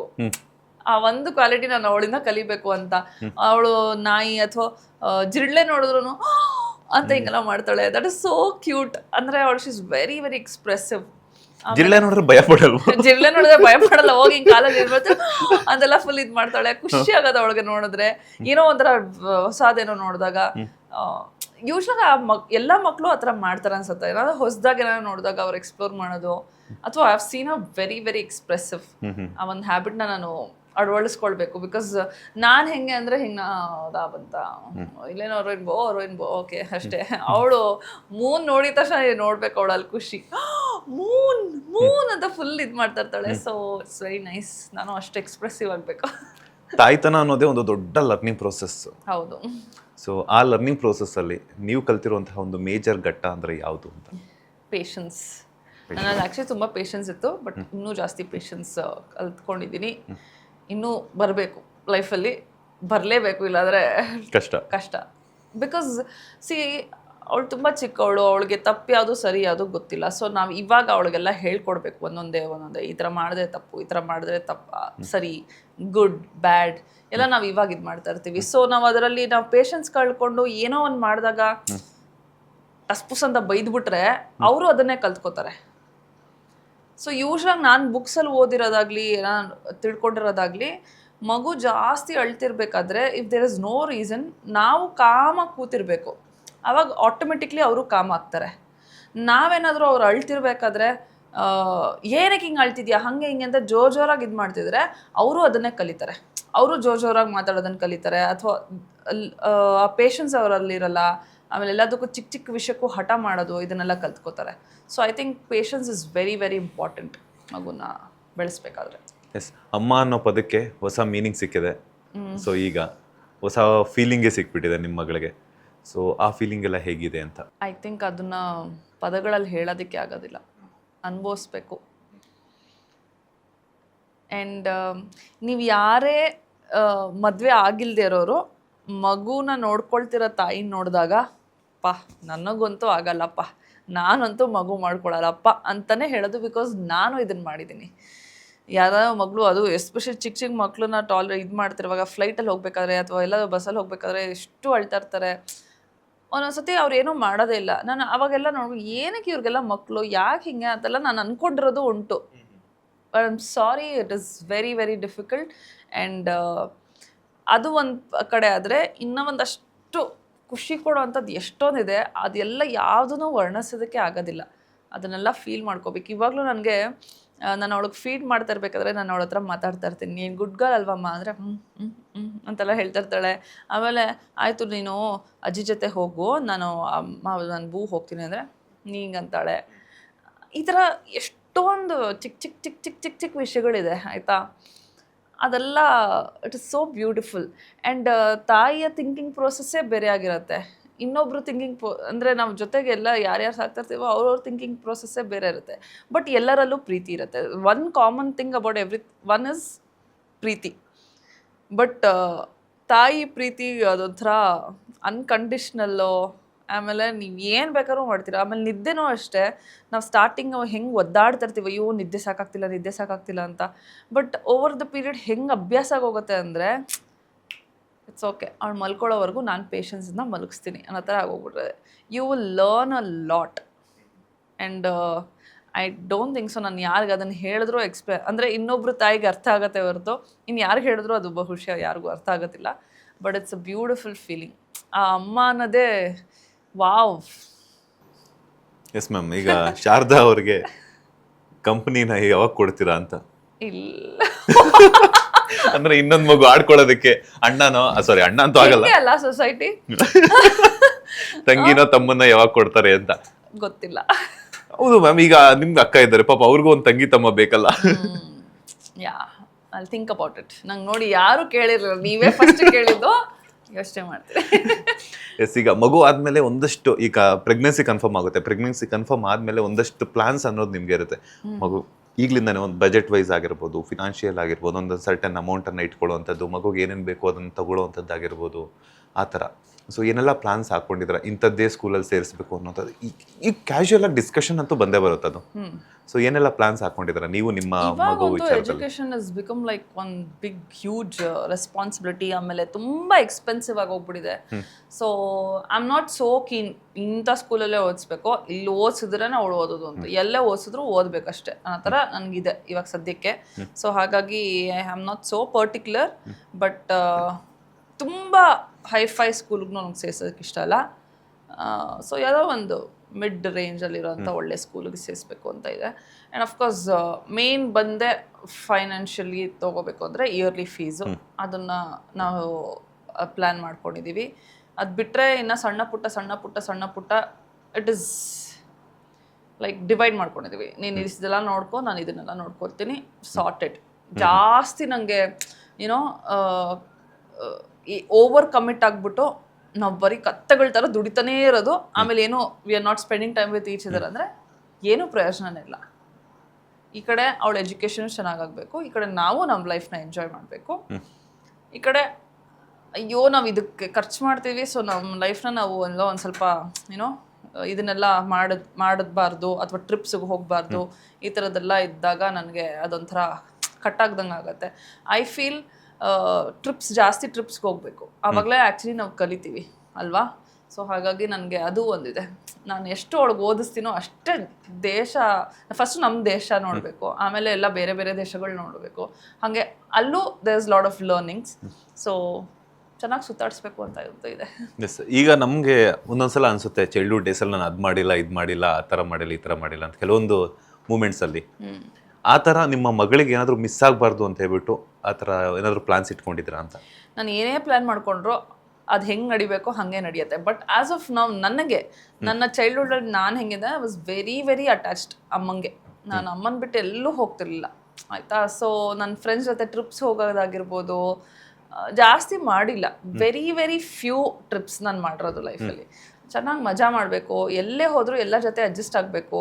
ಆಮೇಲೆ ನಾನು ಇವಾಗಲಿಂದಾನೇ ಅಭ್ಯಾಸ ಮಾಡ್ಸೀನಿ ಅವಳಿಗೆ, ಬೆಡ್ ಮೇಲೆ ಮಲಗಿಸ್ಬೇಕು, ದಿಂಬೆ ಇರಬೇಕು, ಚಾಪೆ ಮನೆ ಮಲಗಿಸಿದ್ರು ಮಲ್ಕೋಬೇಕು. ಬಿಕಾಸ್ ನಾನು ಅಡ್ಜಸ್ಟ್ ಆಗಲ್ಲ, ನನಗೆ ನನ್ನ ಬೆಡ್ಡೇ ಬೇಕು, ನನ್ನ ರೂಮೇ ಬೇಕು. ನನಗೆ ಮದುವೆ ಆಗಿ ಹೋದಾಗಲೂ ನಂಗೆ ತುಂಬ ಕಷ್ಟ ಆಯಿತು. ನನ್ನ ದೋ ಇಟ್ ಇಸ್ ಎವ್ರಿಥಿಂಗ್ ಎಲ್ಲ ಪರ್ಫೆಕ್ಟ್ ಆಗಿದ್ರು ನನಗೆ ನನ್ನ ಬೆಡ್ಡು, ನನ್ನ ಬಾತ್ರೂಮು, ಇದು ನನಗೆ ಹಂಗೆ ಬೇಕು ಅಂತ ನನಗೆ ಹಾಗೆ ಇದೆ. ನನಗೆ ಅಡ್ಜಸ್ಟ್ ಆಗೋದು ತುಂಬ ಕಷ್ಟ. ನನಗೆ ನನ್ನ ಮಗಳು ಹಂಗಿರಬಾರ್ದು, ಎಲ್ಲೇ ಹೋದರೂ ಅಡ್ಜಸ್ಟ್ ಆಗಬೇಕು ಅನ್ನೋದೆಲ್ಲ ಇದೆ. So yeah, she has to be free, ಮಜಾ ಮಾಡ್ಕೊಂಡಿರ್ಬೇಕು. ಆಮೇಲೆ ಜಾಸ್ತಿ ವ್ಯಾಲ್ಯೂ ಏನೋ ನನಗೆ ಈ ಚಂದುನಲ್ಲಿ ಒಂದು ಕ್ವಾಲಿಟಿ ತುಂಬ ತುಂಬ ಇಷ್ಟ ಆಯಿತಾ. ಅವನು ಆ ಕ್ಷಣನ ತುಂಬ ಎಂಜಾಯ್ ಮಾಡ್ತಾನೆ, ಅವನು ಎಲ್ಲಿರ್ತಾನೋ ಆ ಕ್ಷಣನ ತುಂಬ ಎಂಜಾಯ್ ಮಾಡ್ತಾನೆ. ಆಮೇಲೆ ನಿಷ್ಕಲ್ಮಶವಾದ ಮನಸ್ಸು, ಎಲ್ಲರ ಹತ್ರನೂ ತುಂಬ ಚೆನ್ನಾಗಿ ಮಾತಾಡ್ತಾನೆ. ಎಲ್ಲರ ಹತ್ರನೂ ಇವಾಗ ಯಾರೋ ಅವನನ್ನು ಇಷ್ಟಪಡಲ್ಲ ಅಂತ ಅವನಿಗೆ ಗೊತ್ತಿದ್ರೂ ಕೂಡ ಅವ್ರ ಹತ್ರನೂ ಅವ್ನು ಚೆನ್ನಾಗೇ ಮಾತಾಡ್ತಾನೆ. ಸೊ ದಟ್ ಒನ್ ಕ್ವಾಲಿಟಿ ನನಗೆ ಅದು ತುಂಬ ಇಷ್ಟ. ಸೊ ಹಾಗಾಗಿ ನನಗೆ ನಾನು ಅದಕ್ಕೆ ಯಾವಾಗಲೂ ಚಂದಗೆ ಹೇಳೋದು, ಅವಳು ನಿನ್ನ ಥರ ಇರಬೇಕು ಅಂತ ಅದನ್ನೇ ಹೇಳ್ತೀನಿ. ಸೊ ಯಾ, ಈಗ ಫೈನಲಿ ಶಾರದಾ ಅಮ್ಮನ ಮಗಳ ಅಪ್ಪನ ಮಗಳ? ಅಪ್ಪನ ಮಗಳೇ ತುಂಬ. ಅವ್ರ ಅಪ್ಪನ ತುಂಬ ಪ್ರೀತಿಸ್ತಾಳು ಅವಳು. ಪಾಪ ಅವರಿಬ್ರು ಲವ್ ನೋಡೋದಕ್ಕಾಗ್ತಿರಲ್ಲ. ಈಗ ಮಗಳೆಲ್ಲ ಆ ಕಡೆ ಎಂಜಾಯ್ ಮಾಡಬೇಕು ಅಂತ ಹೇಳಿದ್ರಿ. ಸೊ ಮಗಳಿಗೆ ಇದೇ ಎಜುಕೇಶನ್ ಕೊಡಬೇಕು, ಇದನ್ನೇ ಡಾಕ್ಟರ್ ಮಾಡಬೇಕು ಆ ಥರ ಏನಿಲ್ಲ, ಅವ್ರ ಇಷ್ಟ ಬಂದಂಗೆನೆ. ಯಾಕಂದ್ರೆ ನಮ್ಮಪ್ಪ ಯಾವತ್ತೂ ನಾನು ನೀನು ಇದೇ ಮಾಡು ಅಂತ ಹೇಳಿಲ್ಲ. ಡಿಗ್ರಿ ಮಾಡು, ಡಿಗ್ರಿ ಆದಮೇಲೆ ನಿನ್ಗೆ ಏನು ಬೇಕಾದ್ರೂ ಮಾಡು, ನಿನ್ನ ಇಷ್ಟ ಅಂತ ಹೇಳಿದರು. ಸೊ ನಾನು ಹಾಗೆ ಹೇಳೋದು, ಬೇಸಿಕ್ ಎಜುಕೇಷನ್ ಇಟ್ಕೋ, ಅದಾದಮೇಲೆ ನಿನ್ಗೆ ಏನು ಬೇಕೋ ಅದನ್ನು ಮಾಡು ಅಂತ. ಸೊ ನಾನು ಪ್ರೆಷರೈಸ್ ಮಾಡೋದಿಲ್ಲ ಇದೇ ಮಾಡು ಅಂತ. ಬಟ್ ನನಗೆ ಚಂದಗೆ ಇಬ್ರಿಗೂ ಅವಳು ಹಾಡೋದನ್ನು ಕಲಿಬೇಕು ಅಂತ ತುಂಬ ಇದೆ.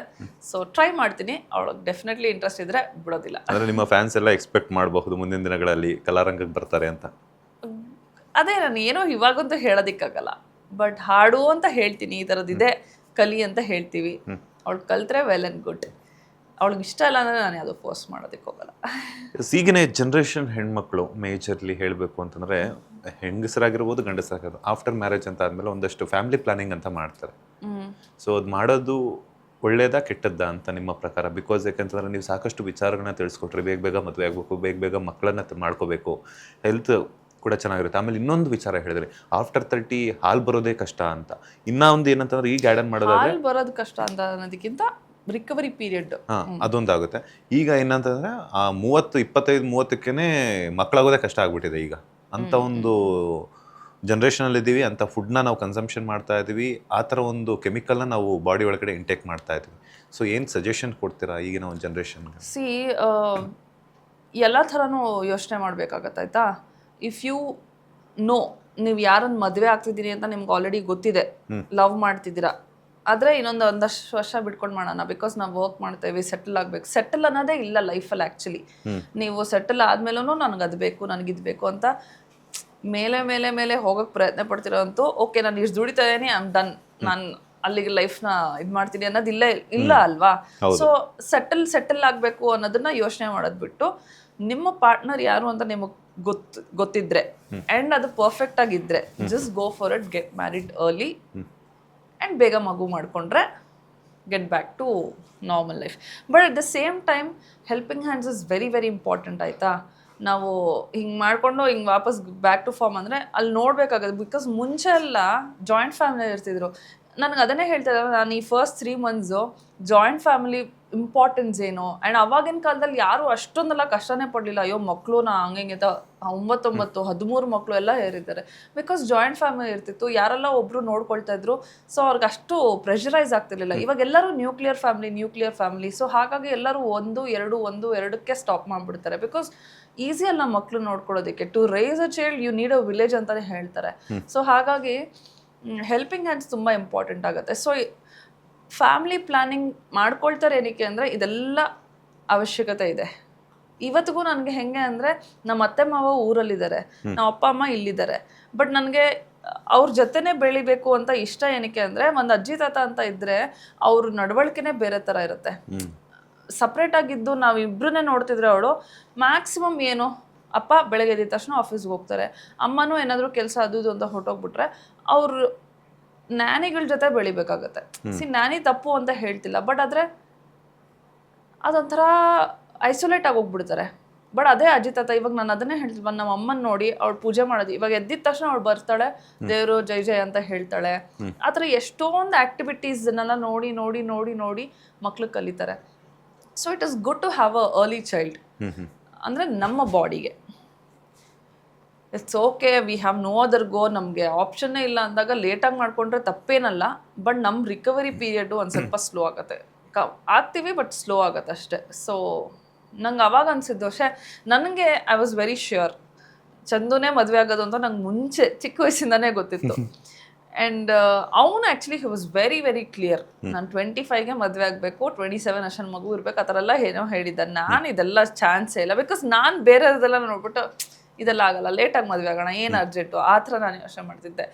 ಬಟ್ ಅವಾಗ ಅನ್ಸತ್ತೆ ಗೊತ್ತಿತ್ತಲ್ಲ ನಾನು ಅವರನ್ನೇ ಮದುವೆ ಆಗೋದು. So it was I should have done like this ಅಂತ ನನಗೆ ಅನಿಸ್ತು. ಬಟ್ ಎಲ್ಲರ ಕೇಸಸಲ್ಲಿ ಹೆಂಗಿರುತ್ತೆ ನಾನು ಹೇಳೋದಕ್ಕಾಗಲ್ಲ. ಬಟ್ ಈ ಥರ ಎಲ್ಲ ಗೊತ್ತಿದ್ದು ಎಲ್ಲ ಕರೆಕ್ಟಾಗಿದೆ ಅಂದರೆ just go for it, get married early, ಮಗುನೂ ಬೇಗ ಮಾಡ್ಕೊಳ್ಳಿ, everything will fall in place right ಅಂತ ನಂಗೆ ಅನ್ಸತ್ತೆ. ಮಗು ಲೇಟ್ ಆದಷ್ಟು ಈಗ ನಾವು ಅದ್ರ ಬೆಳವಣಿಗೆಗಳು ನೋಡೋದಕ್ಕೆ ಆಗ್ತಿಲ್ಲ ಅನ್ನೋ. ಎಕ್ಸಾಕ್ಟ್ಲಿ. ನಾವು ಅದನ್ನು ಕ್ಯಾಲ್ಕುಲೇಟ್ ಮಾಡ್ಕೋಬೇಕಾಗತ್ತೆ. ಇವಾಗ ನಾವು 30ನಲ್ಲಿ ಮದುವೆ ಮಗು ಮಾಡ್ಕೊಂಡ್ರೆ ಅದಕ್ಕೆ 50 ಆಗೋಷ್ಟಲ್ಲಿ ಅದಕ್ಕೆ ಇನ್ನೂ 20 ಆಗಿರುತ್ತೆ. ಸೊ ನಮಗೆ ವಯಸ್ಸಾಗ್ತಾ ಇರುತ್ತೆ, ಅವಾಗಿನ್ನೂ ಅವ್ರದ್ದು ಮದುವೆ ಅದು ಇದು ಆ ಥರ ಸ್ಟಾರ್ಟ್ ಆಗುತ್ತೆ, ಅಥವಾ that actual golden period of life start ಆಗಿರುತ್ತೆ. ಸೊ ನಾವು ಅದನ್ನೆಲ್ಲ ನೋಡಿ ಎಂಜಾಯ್ ಮಾಡಬೇಕು ಅಂದರೆ ಆ್ಯಕ್ಚುಲಿ ಬೇಗ ಮದುವೆ ಆಗಬೇಕು. ಮುಂಚಿನ ಕಾಲದಲ್ಲೆಲ್ಲ ಹೆಂಗೆ ಬೇಗ ಮದುವೆ ಆಗಿ ಹೋಗ್ಬಿಡ್ತಿದ್ರ, ಅವ್ರ ಮಕ್ಳಿಗೆ ಮಗು ಆಗಾಗ ಅವ್ರು ಇನ್ನೂ ಗಟ್ಮುಟ್ಟಾಗಿರ್ತಿದ್ರು. ಸೊ ಅವ್ರ ಪಾಡೋಗ ಅವ್ರು ಕೆಲಸ ಮಾಡ್ಕೊಂಡಿರೋದು ಅದೇನೋ ಮಾಡ್ಕೊಳ್ತಿದ್ರು, ಅಜ್ಜಿದಿರು ನೋಡ್ಕೊಳ್ತಿದ್ರು. ಸೊ ಅದೊಂಥರ ಚೆನ್ನಾಗಿದೆ ಆ ಸಿಸ್ಟಮು, ಆ ಪ್ಲಾನಿಂಗು, ಕಾನ್ಸೆಪ್ಟ್ ಎಲ್ಲ ಆ್ಯಕ್ಚುಲಿ ಚೆನ್ನಾಗಿದೆ. ಬಟ್ ನಮಗೆ ಹೆಂಗೆ ಅಂದರೆ ಕೆಲಸ, ಕಾಂಪಿಟೇಷನ್, ಅದು ಮಾಡಬೇಕು, ಇದು ಮಾಡಬೇಕು, ಅದು ಸಾಧಿಸ್ಬೇಕು, ಇದು ಸಾಧಿಸ್ಬೇಕು. ಇದು ತಪ್ಪಲ್ಲ, ಬಟ್ ಆದರೆ ಅದು ತಪ್ಪಲ್ಲ. ಸ್ನೇಹ ಅವರ ಕಂಬ್ಯಾಕ್ ಯಾವಾಗ ಅಂತ? ಕಮ್ಬ್ಯಾಕ್ ಆಲ್ರೆಡಿ ನಾನು ಹೇಳಿದ್ನಲ್ಲ, ಅಂದರೆ ನಿಮಗೆ ರಿವೀಲ್ ಆಗಿಲ್ಲ. ಬಟ್ ನಾನು ಆಲ್ರೆಡಿ ಪ್ರಾಜೆಕ್ಟ್ ಮೇಲೆ ಕೆಲಸ ಮಾಡ್ತಾ ಇದ್ದೀನಿ ಆ್ಯಂಡ್ ತುಂಬ ಚೆನ್ನಾಗಿ ಬರ್ತಿದೆ. ಐ ವೆರಿ ಎಕ್ಸೈಟೆಡ್ ಅದನ್ನು ಅನೌನ್ಸ್ ಮಾಡೋದಕ್ಕೆ. ಸದ್ಯದರಲ್ಲೇ ಅನೌನ್ಸ್ ಮಾಡ್ತೀವಿ. ನೆಕ್ಸ್ಟ್ ಬಂದರೆ ನಮ್ಮ ಸೂಪರ್ ಸ್ಟಾರ್ ಅಥವಾ ಜೋಡಿ ನಂಬರ್ 1 ಬರ್ತೀರ? ಅಪಾರ್ಟ್ ಫ್ರಮ್ ದಟ್ ಇದು ಫಿಲಮ್ ನೋಡಿ, ಸ್ಮಾಲ್ ಸ್ಕ್ರೀನಲ್ಲಿ ಇಷ್ಟು ದಿನ ಎಂಟರ್ಟೈನ್ ಮಾಡ್ತೀವಿ, ಈಗ ಬಿಗ್ ಸ್ಕ್ರೀನಲ್ಲಿ ಸೆಕೆಂಡ್ ಹಾಫಲ್ಲಿ. ಯಸ್, ನನಗೆ ಎಕ್ಸೈಟ್ಮೆಂಟ್ ಇದೆ. ನಂಗೆ ಗೊತ್ತಿಲ್ಲ ಹೇಗೆ ಏನು ಎತ್ತ ಅಂತ, ಬಟ್ ಡೆಫಿನೆಟ್ಲಿ ಒಂದು ಒಳ್ಳೆ ಸ್ಟೋರಿ ಮೂಲಕ ಬರ್ತೀನಿ. ಬೇರೆ ನಮ್ಮ ಸ್ಯಾಂಡಲ್ವುಡ್ ನಟರಲ್ಲಿ ಯಾರ ಜೊತೆ ಸ್ಕ್ರೀನ್ ಶೇರ್ ಮಾಡಬೇಕು ಅನ್ನೋಂಥ ಆಸೆ ಇದೆ ಮ್ಯಾಮ್? ಎಲ್ಲರ ಜೊತೆ ಮಾಡೋಣ, ಎಲ್ಲರ ಜೊತೆ ಕೆಲಸ ಮಾಡೋದಕ್ಕೆ ಇಷ್ಟ. ನಂಗೆ ಯೂಶ್ವಲಾಗಿ ಇವಾಗ ಸೀನಿಯರ್ ತುಂಬ ಎಕ್ಸ್ಪೀರಿಯನ್ಸ್ಡು ಅವ್ರ ಜೊತೆ ಎಲ್ಲ ಕೆಲಸ ಮಾಡೋದಕ್ಕೆ, ಕಲಿಯೋದಕ್ಕೆ ತುಂಬ ಇಷ್ಟ. ಸೊ ಹಾಗಾಗಿ ಯಾರೇ ಜೊತೆಗೆ ನನಗೆ ಅವಕಾಶ ಸಿಕ್ಕಿದ್ರು ಐ ವಿಲ್ ಡೆಫಿನೆಟ್ಲಿ. ಆ್ಯಂಡ್ ನನಗೆ ಅದರಲ್ಲಿ ತುಂಬ ಒಳ್ಳೆ ಪಾತ್ರ ಇದ್ದು. ಯಾವ ಥರದ ಕ್ಯಾರೆಕ್ಟರ್ಗಳನ್ನು ಎಕ್ಸ್ಪೆಕ್ಟ್ ಮಾಡ್ತಾರೆ? ಬೀಯಿಂಗ್ ಅನ್ ಆರ್ಟಿಸ್ಟ್ ನನಗೆ ಈ ಥರ ಆ ಥರ ಅನ್ನೋದಕ್ಕಿಂತ ಯಾವುದೇ ಬಂದರೂ ಅದನ್ನು ಹೇಗೆ ಸ್ಟಡಿ ಮಾಡಬೇಕು, ಹೇಗೆ ಆ ಸ್ಕಿನ್ ಒಳಗೆ ಹೋಗಬೇಕು ಕ್ಯಾರೆಕ್ಟರ್ಗೆ, ಅದನ್ನೆಲ್ಲ ಸ್ಟಡಿ ಮಾಡಿಕೊಂಡು ಹೋಗೋದಕ್ಕೆ ಇಷ್ಟ. ಸೊ ಹಾಗಾಗಿ ಐ ಆಮ್ ಎಕ್ಸೈಟೆಡ್. ಯಾವ್ದು ಬಂದ್ರೂ ಒಟ್ಟಿನಲ್ಲಿ ಆ ಕ್ಯಾರೆಕ್ಟರ್ಗೆ ಜಸ್ಟಿಸ್ ಕೊಡಬೇಕು ಅನ್ನೋದು ನನ್ನ ಇದರಲ್ಲಿದೆ. ಸೊ ಈಗ ಬೆಳ್ಳಿ ಪರದೆಯಲ್ಲಿ ಕಂಬ್ಯಾಕ್ ಮಾಡ್ತಿರೋದ್ರಿಂದ ಯಾವುದಾದ್ರೂ ಬಯೋಗ್ರಫಿ ಅಂತ ಮಾಡಿದಾಗ, ಬಯೋಪಿಕ್ ಅಂತ ಮಾಡಿದಾಗ ಯಾರನ್ನ ಚೂಸ್ ಮಾಡ್ಕೊತೀರಾ? ಕಲ್ಪನಾ ಮ್ಯಾಮ್. ಅದಕ್ಕೆ ಐ ಥಿಂಕ್ ನೀವೆಲ್ಲ ರೆಡಿ ಇದ್ದೀರಾ ಅನ್ಸುತ್ತೆ ಅದಕ್ಕೆ. ಡೆಫಿನೆಟ್ಲಿ ಆ್ಯಕ್ಚುಲಿ ತುಂಬ ಹಳೆ ಆರ್ಟಿಸ್ಟ್ ಎಲ್ಲ ಕತೆಗಳು ಕೇಳ್ತಿರುವಾಗ it is so inspiring. Actually ಆ ಥರದ್ದೆಲ್ಲ ಬಯೋಪಿಕ್ಸ್ ಬಂದಾಗ ನಮ್ಮ ನೆಕ್ಸ್ಟ್ ಜನ್ರೇಷನ್ ಅವ್ರಿಗೆ ಇವಾಗಿನ ಮಕ್ಳು ಕಲ್ಪನಾ ಯಾರು ಅಂದರೆ ಗೊತ್ತೇ ಇರೋದಿಲ್ಲ. ತುಂಬ ಹಳೆ ಹಾಡು ಆ ಥರ ಫಾಲೋ ಮಾಡಿದ್ರೆ ಗೊತ್ತಿರುತ್ತೆ. ಸೊ ಹಾಗಾಗಿ ಈ ಥರ ಮೂವೀಸ್ ಬಂದಾಗ that is how you get connected. ಇವಾಗ ರಾಜ್ಕುಮಾರ್ ಸರ್ದು ಬಯೋಪಿಕ್ ಇವಾಗ ಮಾಡಿದ್ರೆ ಡೆಫಿನೆಟ್ಲಿ ನೆಕ್ಸ್ಟ್ ಜನ್ರೇಷನ್ ಅವ್ರಿಗೆ ಇಟ್ ಇಸ್ ಸೋ ಇನ್ಸ್ಪೈರಿಂಗ್. ಯಾಕಂದ್ರೆ ಅವ್ರು ಇನ್ಸ್ಪೈರ್ ಮಾಡಿದಂಥದ್ದು ಎಷ್ಟು ಜನಕ್ಕೆ ಇನ್ಸ್ಪೈರ್ ಮಾಡಿದ್ದಾರೆ. ಆ್ಯಂಡ್ ಅವ್ರು ಇದ್ದಿದ್ದ ಕಾಲದಲ್ಲಿ ಈ ಥರದ್ದೆಲ್ಲ ಸೋಷಿಯಲ್ ಮೀಡಿಯಾ ಆಗಿರ್ಬೋದು ಏನೂ ಇರಲಿಲ್ಲ. ಆಗ್ಲೇ ಅಂತ ಹೆಸರು ಮಾಡಿದ್ದಾರೆ ಅಂದ್ರೆ ಇವಾಗಿನ ಜನರೇಷನ್ ಅಲ್ಲಿ ಇವಾಗ ಒಂದು ಬಯೋಪಿಕ್ ಮಾಡಿದ್ರೆ ಅಂಡ್ ಇವಾಗಿರೋ ಸೋಷಿಯಲ್ ಮೀಡಿಯಾ ಆಗಿರ್ಬೋದು ಒಂದು cinema itself is a very big thing. ಅದ್ರ ಜೊತೆಗೆ ಸೈಡಲ್ಲಿ ಎಷ್ಟೊಂದು ಇದಿದೆ. ಸೊ ಎಷ್ಟು ಜನ ಮಕ್ಕಳು they will get into the small ಇದು platforms and start imitating them, get inspired. ಆ ಥರ ಎಲ್ಲ ಆದಾಗ ಮತ್ತೆ ಅವರನ್ನ ಜೀವಂತವಾಗಿ ನೋಡೋದಕ್ಕೆ ಒಂದು ಅವಕಾಶ ಸಿಗುತ್ತೆ. ನಿಮ್ಮ ಫೇವ್ರೆಟ್ ಆಕ್ಟರ್ ಮತ್ತು ಆಕ್ಟ್ರೆಸ್ ಯಾರು ma'am? Of course Rajkumar sir, Vishnuvardhan ನಂಗೆ ಸಖತ್ ಇಷ್ಟ. ವಿಷ್ಣುವರ್ಧನ್ ಸರ್, ಆಮೇಲೆ ರವಿಚಂದ್ರನ್ ಸರ್ ಇಷ್ಟ. ಎಲ್ಲರೂ ಅವ್ರವ್ರು ಅಂದರೆ ಆ ಟೈಮಲ್ಲಿ ಎಲ್ಲರೂ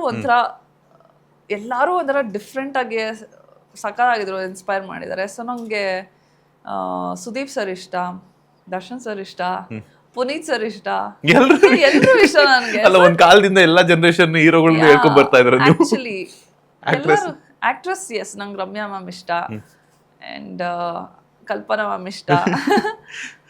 ನಂಗೆ ಸೌಂದರ್ಯ ಅವರು ತುಂಬಾ ಇಷ್ಟ. ನಂಗೆ ಸಾಯಿ ಪಲ್ಲವಿ ಸಖತ್ ಇಷ್ಟ. ಆಮೇಲೆ ನಿತ್ಯ ಮೆನನ್ ಇಷ್ಟ. ಎಲ್ಲರೂ ಸೋ ಬ್ಯೂಟಿಫುಲ್. ಅವರು ಅಷ್ಟು ಟ್ಯಾಲೆಂಟ್ ಇರೋದಕ್ಕೇನೆ ಆ ಸ್ಟೇಜಿಗೆ ಬಂದಿರ್ತಾರೆ. ಸೊ ನಂಗೆ ಸಿನಿಮಾ ಅನ್ನೋದೇ ಇಷ್ಟ, ಆ್ಯಕ್ಟಿಂಗ್ ಅನ್ನೋದೇ ಇಷ್ಟ ಆಗಿರೋದ್ರಿಂದ ಸುಮ್ಮನೆ ಏನೋ ಮಾಡಿದರೆ ಅವ್ರು ಆ ಸ್ಟೇಜಿಗೆ ಬಂದೇ ಇರೋದಿಲ್ಲ. ಏನೋ ಒಂದು ಸಾಧಿಸಿದಿರೋದಕ್ಕೆ ಎಲ್ಲರೂ ಆ ಸ್ಟೇಜಲ್ಲಿ ಇರೋದು. ಸೊ ನಂಗೆ ಪ್ರತಿಯೊಬ್ಬರು ನೋಡಿದಾಗಲೂ ಇನ್ಸ್ಪೈರ್ ಆಗ್ತಾ ಇರುತ್ತೆ. ನಾಣಿ ಇಷ್ಟ ನನಗೆ. ಆ್ಯಂಡ್ ಪ್ರದೀಪ್ ರಂಗನಾಥನ್ ಅವ್ರು ಸಖತ್ ಇಷ್ಟ ಆಗ್ತಾರೆ. ಆಫ್ ಲೀಡ್ ಅವ್ರ ಮೂವೀಸ್ ಎಲ್ಲ ನಂಗೆ ಸಖತ್ ಇಷ್ಟ. ಎಲ್ಲರೂ ಇಷ್ಟ ಎಲ್ಲರೂ ಇಷ್ಟ ನನಗೆ. ಯಾರಾದ್ರೂ ನನಗೆ ಇವಾಗ ನಾವು ನಾರ್ಮಲ್ ಆಗಿ ಸೀರಿಯಲ್ ನೋಡ್ತಿದ್ರು, ನಂಗೆ ಯಾರಾದ್ರೂ ಇವಾಗ ಹೊಸಬರು ಬಂದಿರೋರಲ್ಲಿ ಎಷ್ಟು ಚೆನ್ನಾಗಿ ಆ್ಯಕ್ಟ್ ಮಾಡ್ತಾರೆ ಎಲ್ಲರೂ. ಆದ್ರೆ ನಂಗೆ ಆ್ಯಕ್ಟಿಂಗ್ ಎಲ್ಲ ಸಖತ್ತಾಗಿ ಮಾಡ್ತಿದ್ದಾರೆ ಅಂದರೆ ನಾನು ಆ್ಯಕ್ಚುಲಿ ಅವ್ರಿಗೆ ಪರ್ಸ್ನಲ್ ಆಗಿ ಮೆಸೇಜ್ ಹಾಕ್ತೀನಿ, ತುಂಬ ಚೆನ್ನಾಗಿ ಮಾಡಿದ್ದೀರಾ ಅಂತ. ಸೊ ಚಿಕ್ಕವ್ರು ಬಂದಾಗಲೂ ನನಗೆ ಅವರಿಂದನೂ ಇನ್ಸ್ಪೈರ್ ಆಗಿದ್ದಿದೆ. ಸೊ ಈಗ ಪ್ರದೀಪ್ ರಂಗರಾಜನ್ ಅವರಂದ್ರೆ ಇಷ್ಟ ಅಂತ ಹೇಳಿದೆ. ಸೊ ಅವರ ಒಂದು ವಿಚಾರ ರೀಸೆಂಟಾಗಿ ಒಂದು ಐ ಥಿಂಕ್ ಒಂದು 4 to 5 months ಹಿಂದೆ ಒಂದು ವಿಚಾರ ಸಾಕಷ್ಟು ವೈರಲ್ ಆಯಿತು. ಹೀರೋ ಮೆಟೀರಿಯಲ್ ಅಲ್ಲ ಅನ್ನುವಂಥದ್ದು ತೆಲುಗು ನಾಡಿನಲ್ಲಿ ಪ್ರೆಸ್ ಕಾನ್ಫರೆನ್ಸ್ ನಡೀತಿರ್ಬೇಕಾದ್ರೆ ಮಾತಾಡ್ತು. ಸೊ ಅದ್ರ ಬಗ್ಗೆ ಏನು ಹೇಳ್ತೀರಾ ಅಂತ? ನಾನು ಅದನ್ನು ಎಕ್ಸೆಪ್ಟೇ ಮಾಡೋದಿಲ್ಲ. ಲುಕ್ಸ್ ಸಮಥಿಂಗ್ ಎಲ್ಸ್ ಆಯಿತಾ. ಆ ಥರ ನೋಡಿದ್ರೆ ಇವತ್ತಿಗೆ ಯಾರ್ಯಾರು ಎಷ್ಟು ಹೆಸರು ಮಾಡಿದಾರಲ್ಲ, ಇವತ್ತಿನ ಇದಕ್ಕೆ ಬಂದಿದ್ದಿದ್ರೆ ಆ ಥರ ಫೇಮಸ್ಸೇ ಆಗ್ತಿರ್ಲಿಲ್ಲ. ಬಟ್ ಫೇಮಸ್ ಆಗಿದ್ದಾರೆ ಆ್ಯಂಡ್ ಇವತ್ತಿಗೂ ಒಂದಷ್ಟು ಜನ ಫೇಮಸ್ ಆಗ್ತಿದ್ದಾರೆ ಬಿಕಾಸ್ ಆಫ್ ಟ್ಯಾಲೆಂಟ್ ಇಲ್ಲದೆ ಹೋಗಿದ್ದಿದ್ರೆ ಅಥವಾ ಬರೀ ಫೇಸ್ಗೇನೆ ವ್ಯಾಲ್ಯೂ ಕೊಡೋದಾಗಿದ್ದರೆ ಯಾರು ಬೇಕಾದರೂ ಬರ್ಬೋದಾಗಿತ್ತು. ಎಷ್ಟು ಜನ ಬ್ಯೂಟಿಫುಲ್ ಆಗಿಲ್ಲ ಅಥವಾ ಎಷ್ಟು ಜನ ಸ್ಮಾರ್ಟ್ ಆಗಿಲ್ಲ, ಎಲ್ಲರೂ ಆಗ್ತಾರೆ. ಬಟ್ ಯಾಕೆ ಆಗ್ತಿಲ್ಲ? ಆ ಥರ ಕಮೆಂಟ್ ಮಾಡೋರು ಬಂದು ಒಂದು ಸಿನಿಮಾ ಮಾಡಿ ತೋರಿಸ್ಲಿ, ಆವಾಗ ಬೇಕಾದ್ರೆ ಒಪ್ಕೊಳ್ಳೋದಕ್ಕೆ ಆಗಲ್ಲ. ಇಲ್ಲ ಅಂದ್ರೂ definitely Hi is very very talented. Acting ಸಖತ್ತಾಗಿ ಮಾಡ್ತಾರೆ, ಡೈರೆಕ್ಷನ್ ಸಖತ್ತಾಗಿ ಮಾಡಿದ್ದಾರೆ ಆ್ಯಂಡ್ ಹ್ಯಾಸ್ ಪ್ರೂವ್ಡ್ ಇಟ್. ಹೇಳೋರ ಮನಸ್ಥಿತಿ ಮತ್ತು ಅವರು ನ್ಯಾರೋ ಮೈಂಡೆಡ್ ಇರೋದ್ರಿಂದ ಆ ಥರ ಕೇಳ್ತಾರೆ. But it's okay. ಆ್ಯಕ್ಚುಲಿ ಆ ಥರದ್ದು ಒಂದು ಒಳ್ಳೆ ಪ್ರಶ್ನೆನ ಥ್ರೋ ಮಾಡಿದ್ದಕ್ಕೇ ಏನೋ ಈ ಥರದ್ದು ಒಂದಷ್ಟು ಮೆಸೇಜ್ ಕೊಡೋದಕ್ಕಾಗ್ತಿದೆ. But I don't accept it. He is beautiful in and out, very very smart. ನೋಡ್ತಾ you will fall in love with him. He is very good. ನಂಗೆ ಅವ್ರ ಹತ್ರ ಏನಾದ್ರು ಚಾನ್ಸ್ ಸಿಕ್ಕಿದ್ರೆ ಡೆಫಿನೆಟ್ಲಿ ಮಾಡ್ತಾರೆ. ಆ್ಯಕ್ಟ್ ಮಾಡಿದ್ರೆ ಮ್ಯಾಮ್, ಈಗಿನ ಕಾಲದ ಹೆಣ್ಮಕ್ಳಿಗೆ ಮದುವೆ ವಿಚಾರವಾಗಿ ಏನು ಟಿಪ್ಸ್ ಕೊಡ್ತೀರಾ? Acceptance, trust, respect. But expectation ಜಾಸ್ತಿ ಆಗ್ತಾ ಇದೆ ಈಗಿನ ಜನ್ರೇಷನ್ ಹೆಣ್ಮಕ್ಳಿಗೆ.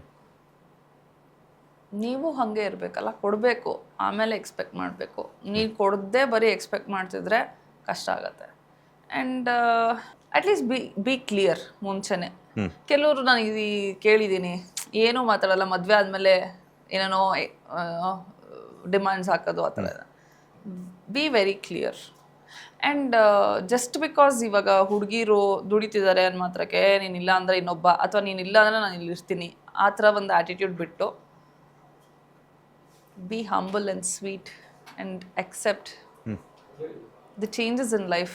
ಚೇಂಜ್ ಅಂದ ಮಾತ್ರಕ್ಕೆ ಎಲ್ಲದಕ್ಕೂ ಕಾಂಪ್ರಮೈಸ್ ಆಗಬೇಕು ಅಂತ ಇಲ್ಲ. ಬಟ್ ಅಟ್ಲೀಸ್ಟ್ ಏನೋ ಮುಚ್ಚುಮರೆ ಇಲ್ಲೇ ಓಪನ್ ಆಗಿ ಮಾತಾಡಿದ್ರೆ ತುಂಬ ಕಮ್ಯುನಿಕೇಷನ್ ಪ್ರಾಬ್ಲಮ್ ಆ್ಯಕ್ಚುಲಿ ಇವಾಗಿನ ಜನ್ರೇಷನಲ್ಲಿ. ಕಮ್ಯುನಿಕೇಷನ್ ಓಪನ್ ಆಗಿದ್ದಷ್ಟು ಎಂಥ ಪ್ರಾಬ್ಲಮ್ಸ್ ಮ್ಯಾರೇಜ್ ಅಂತಲೇ ಅಲ್ಲ, ಎಲ್ಲ ಪ್ರಾಬ್ಲಮ್ಸು ಸಾಲ್ವ್ ಆಗುತ್ತೆ. ಸೊ ಹಾಗಾಗಿ communication is very very important. ನಿನಗೇನು ಬೇಕು ಬಿ ಓಪನ್, ಅವ್ರಿಗೇನು ಬೇಕು ಆಸ್ಕ್ ಫಾರ್ ಇಟ್. ಬಟ್ ಎಲ್ಲೊಂದು ಕಡೆ ಮೊದಲಿನ ಹಿಂದಿನ ಜನ್ರೇಷನ್ಗೂ ಈಗಿನ ಜನ್ರೇಷನ್ಗೂ ಜಸ್ಟ್ ಮದುವೆ ಹುಡುಗಿ ನೋಡಕ್ಕೆ ಹೋದಾಗ ಅಥವಾ ಹುಡುಗನ ನೋಡಕ್ಕೆ ಹೋದಾಗ ಮಾತುಗಳೇ ಆಡ್ತಿರ್ಲಿಲ್ಲ. ಬಟ್ ಅಂಥ ಟೈಮಲ್ಲಿ ಆಗಿರೋಂಥ ಮದುವೆಗಳ ಸಂಬಂಧ ಚೆನ್ನಾಗಿದೆ. ಬಟ್ ಈಗೆಲ್ಲ ಮಾತಾಡೋಕ್ಕೆಲ್ಲ ಮುಂಚೆನೇ ಮಾತಾಡ್ತಾರೆ, ಮೆಸೇಜ್ ಮಾಡ್ತಾರೆ, ಚಾಟ್ ಮಾಡ್ತಾರೆ, ಸುತ್ತಾಡ್ತಾರೆ, ಅದೆಲ್ಲ ಇದೆ. ಆದರೂ ಕೂಡ ಆ ರಿಲೇಷನ್ಶಿಪ್, ಆ ಬಾಂಡಿಂಗ್ ಆಗಿರ್ಬೋದು ಕ್ಯಾರಿ ಆಗ್ತಿಲ್ಲ. ಅದನ್ನೇ ಹೇಳ್ತಿಲ್ವಾ, ಮುಂಚಿನ ಜನ್ರೇಷನಲ್ಲಿ ಮಾತಾಡ್ತಾ ಇರಲಿಲ್ಲ, ಕಮ್ಯುನಿಕೇಷನ್ ಇರ್ತಿರ್ಲಿಲ್ಲ, ಆಯಿತು ಆದ್ರಾ. ಬಟ್ ಖುಷಿಯಾಗಿದ್ರಾ? ಇಲ್ಲ. ನೀವು ರೇಷೋ ತಗೊಳೋದಕ್ಕೆ ಹೋದರೆ ಅವಾಗಿನ ಜನ್ರೇಷನಲ್ಲೂ they were not so happy. ಇವಾಗ ನೀವು ಹಳೆಯೊಬ್ರದ್ದು ಕತೆಗಳು ಕೇಳಿದ್ರೆ ಹೆಂಗೆ ಬದುಕಿದ್ರು ಅಪ್ಪ ಇವರು ಅಂತ ಅನ್ಸ್ಬಿಡತ್ತೆ. ಬಟ್ ಬದುಕ್ತಿದ್ರು because they don't have any other option. ಇಲ್ಲಿ ಆಪ್ಷನ್ ಇದೆ, ಅಂದರೆ ಆಪ್ಷನ್ ಅಂದ ಮಾತ್ರಕ್ಕೆ ಇನ್ನೊಬ್ಬ ಅಂತಲ್ಲ. ಬಟ್ ನೀನು ಇಲ್ಲ ಅಂದರೂ ನಾನು ಬದುಕ್ತೀನಿ, ನಾನೇನಕ್ಕೆ ಕಷ್ಟಪಡ್ಕೊಂಡು ನಿನ್ನ ಜೊತೆಗಿರಬೇಕು ಅನ್ನೋದು ಇದೆ. ಸೊ ಇಟ್ ಇಸ್ ಲೈಕ್ ಹಳೊಬ್ರು ಮಾತಾಡ್ತಿರ್ಲಿಲ್ಲ, ಕಷ್ಟಪಡ್ಕೊಂಡು ಇರ್ತಿದ್ರು. ಹೊಸೊಬ್ರು ನಾನು ಯಾಕೆ ಕಷ್ಟಪಡಲಿ ಅಂತ ಇದೆ. ಸೊ ಹಾಗಾಗಿ ಮಾತಾಡು, ಬಗೆಹರಿಸು is what I tell. Communicate ಮಾಡ್ಬಿಟ್ಟು ಕ್ಲಿಯರ್ ಮಾಡ್ಕೊಳ್ಳಿ. Because marriage is something like ಬರೀ ಇಬ್ರು ಮನಸ್ಸು ಅಥವಾ ಇಬ್ರಿಗೆ ಆಗೋಂಥದ್ದಲ್ಲ. ಇಟ್ ಇಸ್ ಲೈಕ್ ಫ್ಯಾಮ್ಲಿ ತುಂಬ ಎಮೋಷನ್ಸ್ ಇನ್ವಾಲ್ವ್ಡ್ ಆಗಿರೋದ್ರಿಂದ ಬಿ ಓಪನ್, ನಿಮ್ಗೇನು ಬೇಕು ಅಂತ. If you are not clear, if you have some doubts, ಅಲ್ಲಿಗೆ ಬಿಟ್ಬಿಡಿ. ಎಲ್ಲ ಫ್ಯಾಮಿಲಿನೆಲ್ಲ ಇನ್ವಾಲ್ವ್ ಮಾಡ್ಬಿಟ್ಟು ಮದುವೆ ಆಗಿ ಮತ್ತೆ ಸಪ್ರೇಷನ್ನು, it is such a traumatic procedure. ಏನೇ ಪ್ರಾಕ್ಟಿಕಲ್ ಆಗಿದ್ರು, ಏನೇ ಲೈಫ್ ಯುನೋ ತುಂಬ ಅಡ್ವಾನ್ಸ್ಡ್ ಆಗಿದ್ರು, ಫೀಲಿಂಗ್ಸ್ ಅನ್ನೋದು ಇಟ್ ಇಸ್, ಅದಕ್ಕೇನು ಟೆಕ್ನಾಲಜಿ ಅಥವಾ ಏನೂ ಬಂದಿರಲ್ಲ. It is feelings, that one thing nobody can change. So ಅದನ್ನು ಒಂದು ಸ್ವಲ್ಪ ಕ್ಲಿಯರಾಗಿ ಇಟ್ಕೊಂಡು ಖುಷಿಯಾಗಿದ್ದು, ಕ್ಲಾರಿಟಿ ಇರಲಿ ಲೈಫಲ್ಲಿ, ಕ್ಲಾರಿಟಿ ಇರಲಿ ಏನು ಬೇಕು ಅಂತ. ಎಷ್ಟೋ ಜನ ಕ್ಲಾರಿಟಿನೇ ಇರೋದಿಲ್ಲ, ಅದು ಒಂದು ಪ್ರಾಬ್ಲಮ್ ಆಗುತ್ತೆ. ಎಸ್ ಮ್ಯಾಮ್, ಫೈನಲಿ ಸಾಕಷ್ಟು ವಿಚಾರಗಳನ್ನು ತಿಳಿಸ್ಕೊಟ್ರಿ. ಒಂದಷ್ಟು ವರ್ಷಗಳ ಕಾಲ ನೀವು ಕಿರುತೆರೆ ಮತ್ತು ಹಿರಿತೆರೆಯಲ್ಲಿ ಕೆಲಸ ಮಾಡ್ತಾರಂತಾಗೆ ನಿಮ್ಮ ಅಭಿಮಾನಿಗಳಂತೂ ಅವರ ಪ್ರೀತಿ, ಅವರ ಸಪೋರ್ಟ್ ಅಂತೂ ಬೇಕೇ ಬೇಕು. ನೇಹಾ ಅವರ ಅಭಿಮಾನಿಗಳಿಗೆ ಏನು ಹೇಳ್ತೀರಾ ಅಂತ? I just love you all. Definitely ನಾನು ವಾಪಸ್ ಬರ್ತೀನಿ. ತುಂಬ ಜನ ಪಾಪ ಮೆಸೇಜ್ ಮಾಡ್ತಾನೆ ಇರ್ತಾರೆ, ಪ್ಲೀಸ್ ಬೇಗ ಬನ್ನಿ ಅಂತೆಲ್ಲ ಕೇಳ್ತಾ ಇರ್ತಾರೆ. ಅದನ್ನು ನೋಡಿದಾಗ ನಂಗೆ ಇನ್ನೂ ಜಾಸ್ತಿ ಮೋಟಿವೇಟ್ ಆಗ್ತಿರತ್ತೆ. ಡೆಫಿನೆಟ್ಲಿ ನಾನು ವಾಪಸ್ ಬರ್ತೀನಿ. And with a very good news, ಎಲ್ಲರಿಗೂ ಖುಷಿಯಾಗಂಥ ಒಂದು ದೊಡ್ಡ ಪ್ರಾಜೆಕ್ಟ್ ಜೊತೆಗೆ ಬರ್ತೀನಿ. ಆ್ಯಂಡ್ ಅದೇ ಥರ ಲವ್ ಆ್ಯಂಡ್ ಸಪೋರ್ಟ್ ಮಾಡ್ತಾಯಿರಿ. ನಾನು ಕೂಡ ನನಗಿನ್ನೂ ಅದೇ ಜಾಸ್ತಿ ಹುರಿದುಂಬಿಸತ್ತೆ. ಓಕೆ, ಇನ್ನೂ ಜಾಸ್ತಿ ಮಾಡಬೇಕು ಅಂತ. So yeah, thank you so much. ನಮ್ಮ ಸುಮನ್ ಟಿವಿ ಜೊತೆ ನೀವು ಕೈ ಜೋಡಿಸಿದ್ದಕ್ಕೆ, ಮದರ್ಸ್ ಡೇ ಸ್ಪೆಷಲ್ ಇಂಟರ್ವ್ಯೂ ಕೇಳಿದ ತಕ್ಷಣ ನಿಮ್ಮ ಚೊಚ್ಚಲ ತಾಯ್ತನದ ಸಾಕಷ್ಟು ವಿಚಾರಗಳನ್ನು ತಿಳಿಸ್ಕೊಟ್ರಿ. ಮಗುವಿನ ಬಗ್ಗೆ ಆಗಿರ್ಬೋದು, ಹೆಲ್ತ್ ಬಗ್ಗೆ ಆಗಿರ್ಬೋದು, ಮಗುವಿನ ಜೊತೆ ಕಳೆದಂತಹ ಕ್ಷಣಗಳ ಬಗ್ಗೆ ಆಗಿರ್ಬೋದು, ಪ್ರೆಗ್ನೆನ್ಸಿ ಟೈಮಿಂದನೂ ಸ್ಟಿಲ್ ಇಲ್ಲಿ ತನಕನೂ ಕೂಡ ಸಾಕಷ್ಟು ಜನಕ್ಕೆ ಉಪಯುಕ್ತವಾದಂತಹ ಮಾಹಿತಿಯನ್ನು ಕೊಟ್ಟಿದ್ದೀರಾ. ತುಂಬಾ ಧನ್ಯವಾದಗಳು. ಆ್ಯಂಡ್ ಸುಮನ್ ಟಿವಿ ಕಡೆಯಿಂದ, ಎಲ್ಲ ಕರ್ನಾಟಕ ಜನತೆ ಕಡೆಯಿಂದ ನಿಮಗೆ happy mother's day. Thank you so much. ಎಲ್ಲ ತಾಯಂದಿರಿಗೂ happy mother's day. Thank you ma'am. ಒಳ್ಳೆಯದಾಗಲಿ. ನಿಮ್ಮ ಕನಸುಗಳೆಲ್ಲನೂ ಕೂಡ ನನಸಾಗಲಿ. ನಿಮ್ಮ ಅಪ್ಕಮಿಂಗ್ ಪ್ರಾಜೆಕ್ಟ್ಸ್ಗೆಲ್ಲನೂ ಕೂಡ ನಮ್ಮ ಸುಮನ್ ಟಿವಿ ಕಡೆಯಿಂದ all the very best. Thank you so much. ನಿಮಗೂ ಒಳ್ಳೆಯದಾಗಲಿ. All the very best. Thank you ma'am. Yes, ನೋಡಿದ್ರಲ್ಲ ವೀಕ್ಷಕರೇ, ಮದರ್ಸ್ ಡೇ ಸ್ಪೆಷಲ್ನಲ್ಲಿ ಸೊ ನಮ್ಮ ನೇಹಾ ಅವರ ಸ್ಪೆಷಲ್ ಇಂಟರ್ವ್ಯೂ ಇದಾಗಿತ್ತು. ತಮ್ಮ ಚೊಚ್ಚಲ ತಾಯ್ತನದ ಬಗ್ಗೆ, ಮಗು ಬಗ್ಗೆ ಸಾಕಷ್ಟು ವಿಚಾರಗಳನ್ನ ತಿಳಿಸ್ಕೊಟ್ರು. ಸೊ ಇವತ್ತಿನ ಲೊಕೇಶನ್ ಪಾರ್ಟ್ನರ್ ಬಂದು 90 ಸ್ಟುಡಿಯೋ RR ನಗರಲ್ಲಿದೆ. ಸೊ ನಿಮ್ಮ ಯಾವುದೇ ರೀತಿಯಾದಂತಹ ಒಂದು ಇಂಟರ್ವ್ಯೂಸ್ ಆಗಿರ್ಬೋದು, ಡಬ್ಬಿಂಗ್ ಆಗಿರ್ಬೋದು ಅಥವಾ VFX ಆಗಿರ್ಬೋದು, ಸಾಕಷ್ಟು ಟೆಕ್ನಿಕಲ್ ಆಸ್ಪೆಕ್ಟ್ ಏನಾದ್ರು ಬೇಕು ಅಂತಂದರೆ ಇಲ್ಲಿ ನೀವು ಕಂಪ್ಲೀಟ್ ಮಾಡ್ಕೋಬಹುದು. ಇಲ್ಲಿನ ಒಂದು 90 ಸ್ಟುಡಿಯೋಸ್ ಅವ್ರಿಗೆ ಕಾಂಟ್ಯಾಕ್ಟ್ ಮಾಡಿಕೊಂಡು ಅಂತ ಹೇಳ್ತಾ ಇವತ್ತಿನ ಕಾರ್ಯಕ್ರಮನ ಇಲ್ಲಿಗೆ ಮುಗಿಸ್ತಾ ಇದ್ದೀನಿ. ಮುಂದಿನ ಎಪಿಸೋಡ್ನಲ್ಲಿ ಮತ್ತೋರ್ವ ಸೆಲೆಬ್ರಿಟಿಯ ಇಂಟರ್ವ್ಯೂ ಒಂದಿಗೆ ಸಿಗ್ತೀನಿ. ಅಲ್ಲಿವರೆಗೂ ನೋಡ್ತಾನೆ ಇರಿ ಸುಮನ್ ಟಿವಿ ಕನ್ನಡ. ಧನ್ಯವಾದಗಳು.